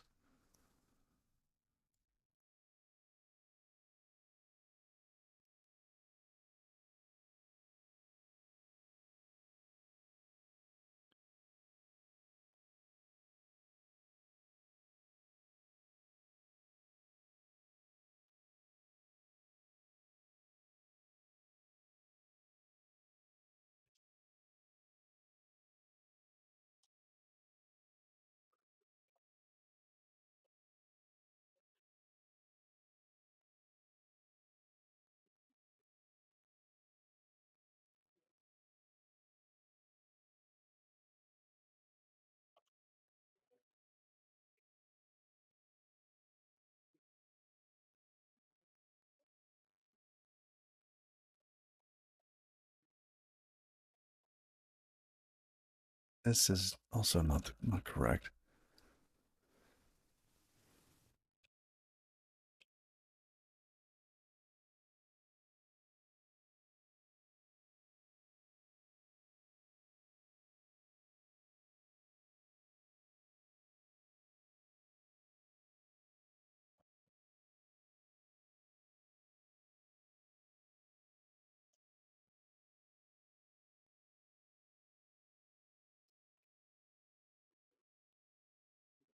Something like that.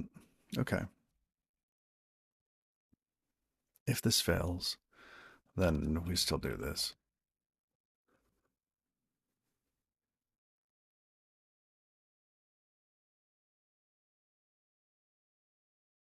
Do we want to log it?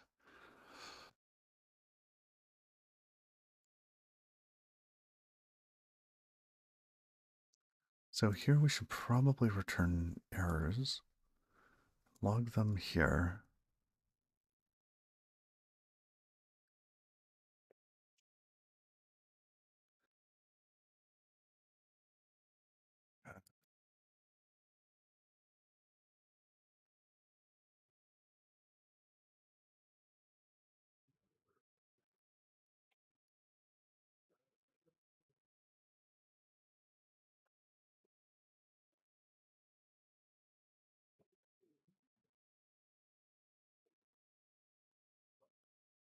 Oh, we could just return the error through.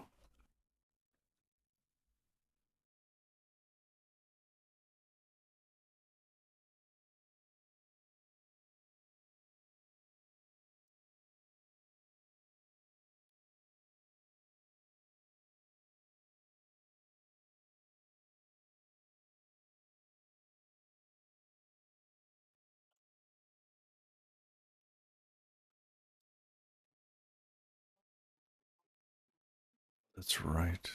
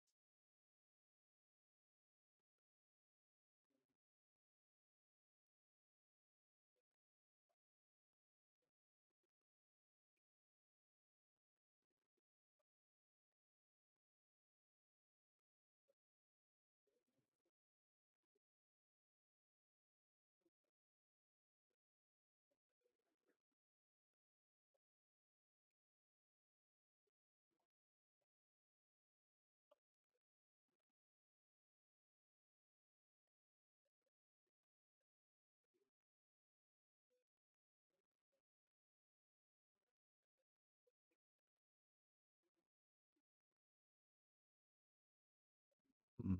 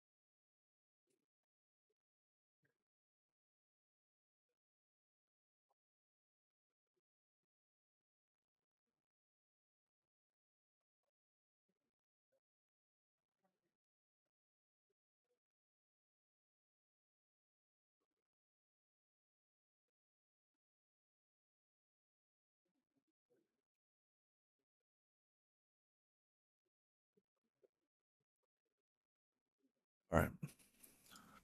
Move occurs because what? Borrow.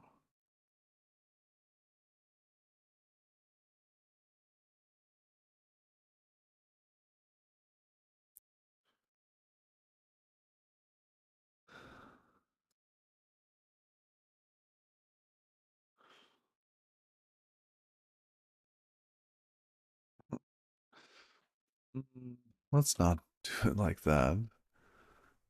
One big okay. No. if we can,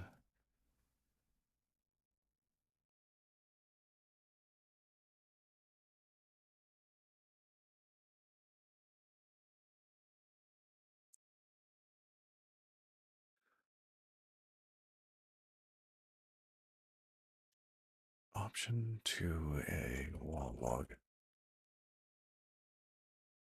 Okay. And let's change this to let sum old path equals that. Otherwise, we return nothing.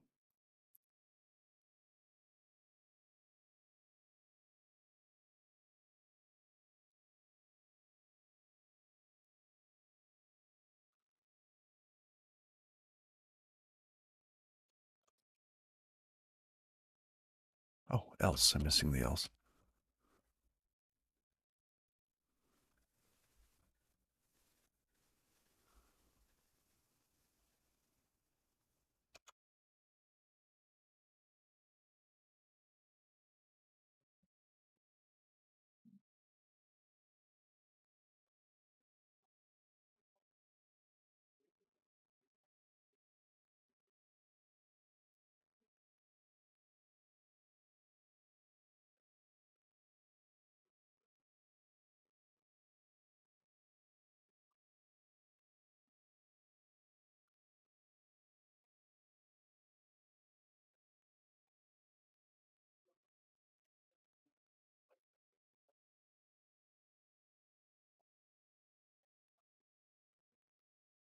So at this point, we already have path. Get rid of that.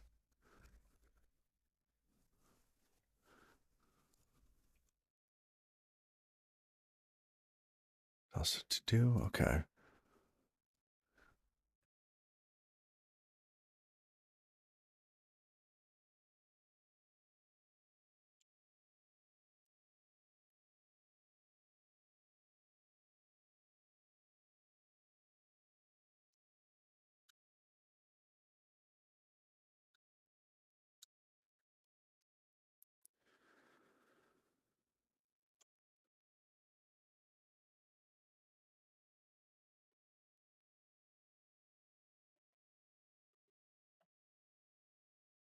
Otherwise, that returns an error. Fine. If everything goes well, okay, are we inserting, are we maintaining our state? We have wall files. Okay. Did we remove the old one from wall files?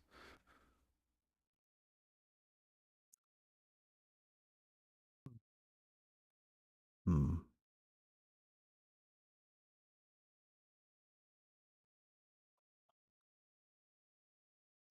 No. Okay, but this will drop the old one. Okay, that's okay. What else? We have path to file ID and salt1 to path. We need to set those up.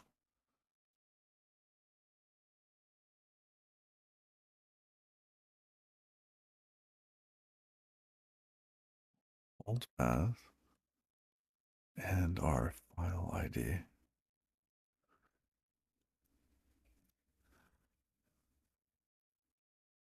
Wait, no, it wants an owned version.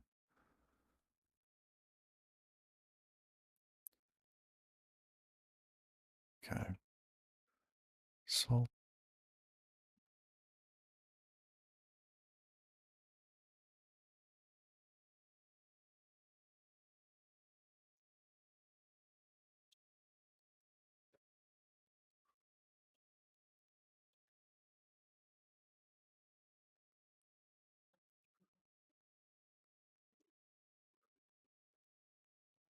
Okay. But are these correct? Is file ID the right one? Yes. That's the new one. Old path, new path, it's the same path.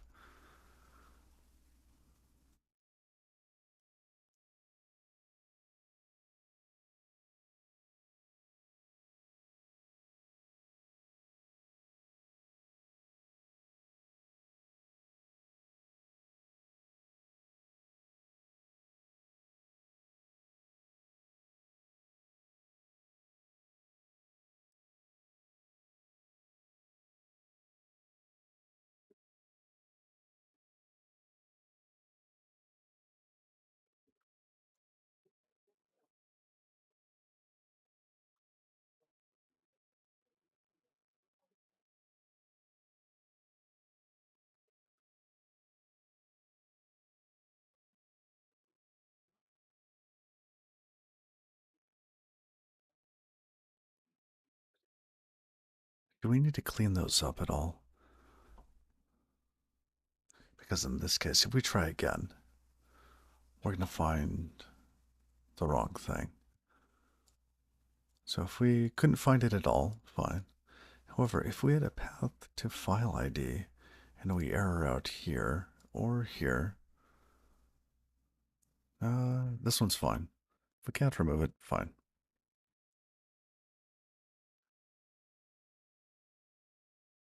But here,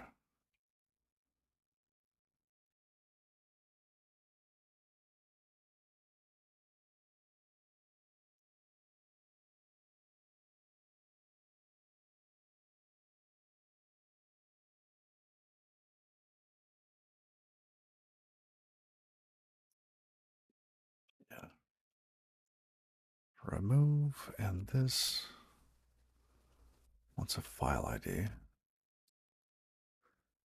That's the old file ID.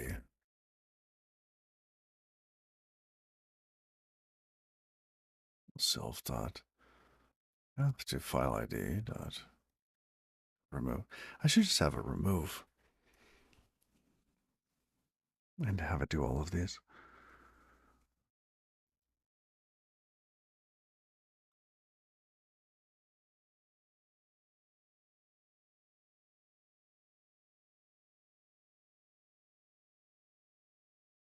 What could we do with the remove?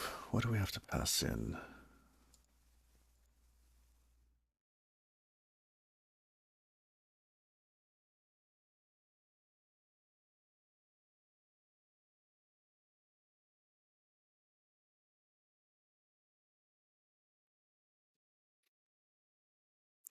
Ooh, we don't know if there was a collision here.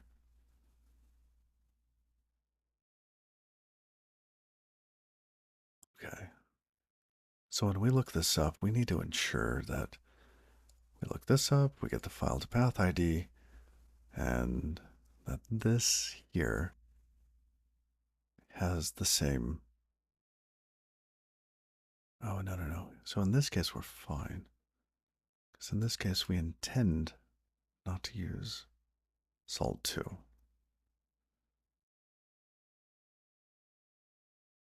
Ah, well, time's up. I have to go. Well, thank you all for hanging out. Um, I have to run.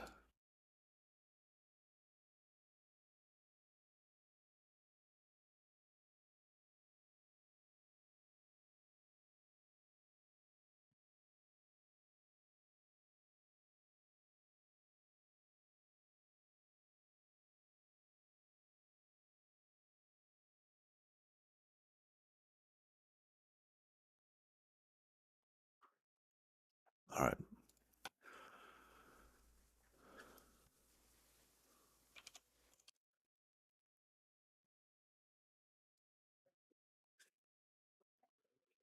Well, y'all, till next time, it's been a pleasure. Take care.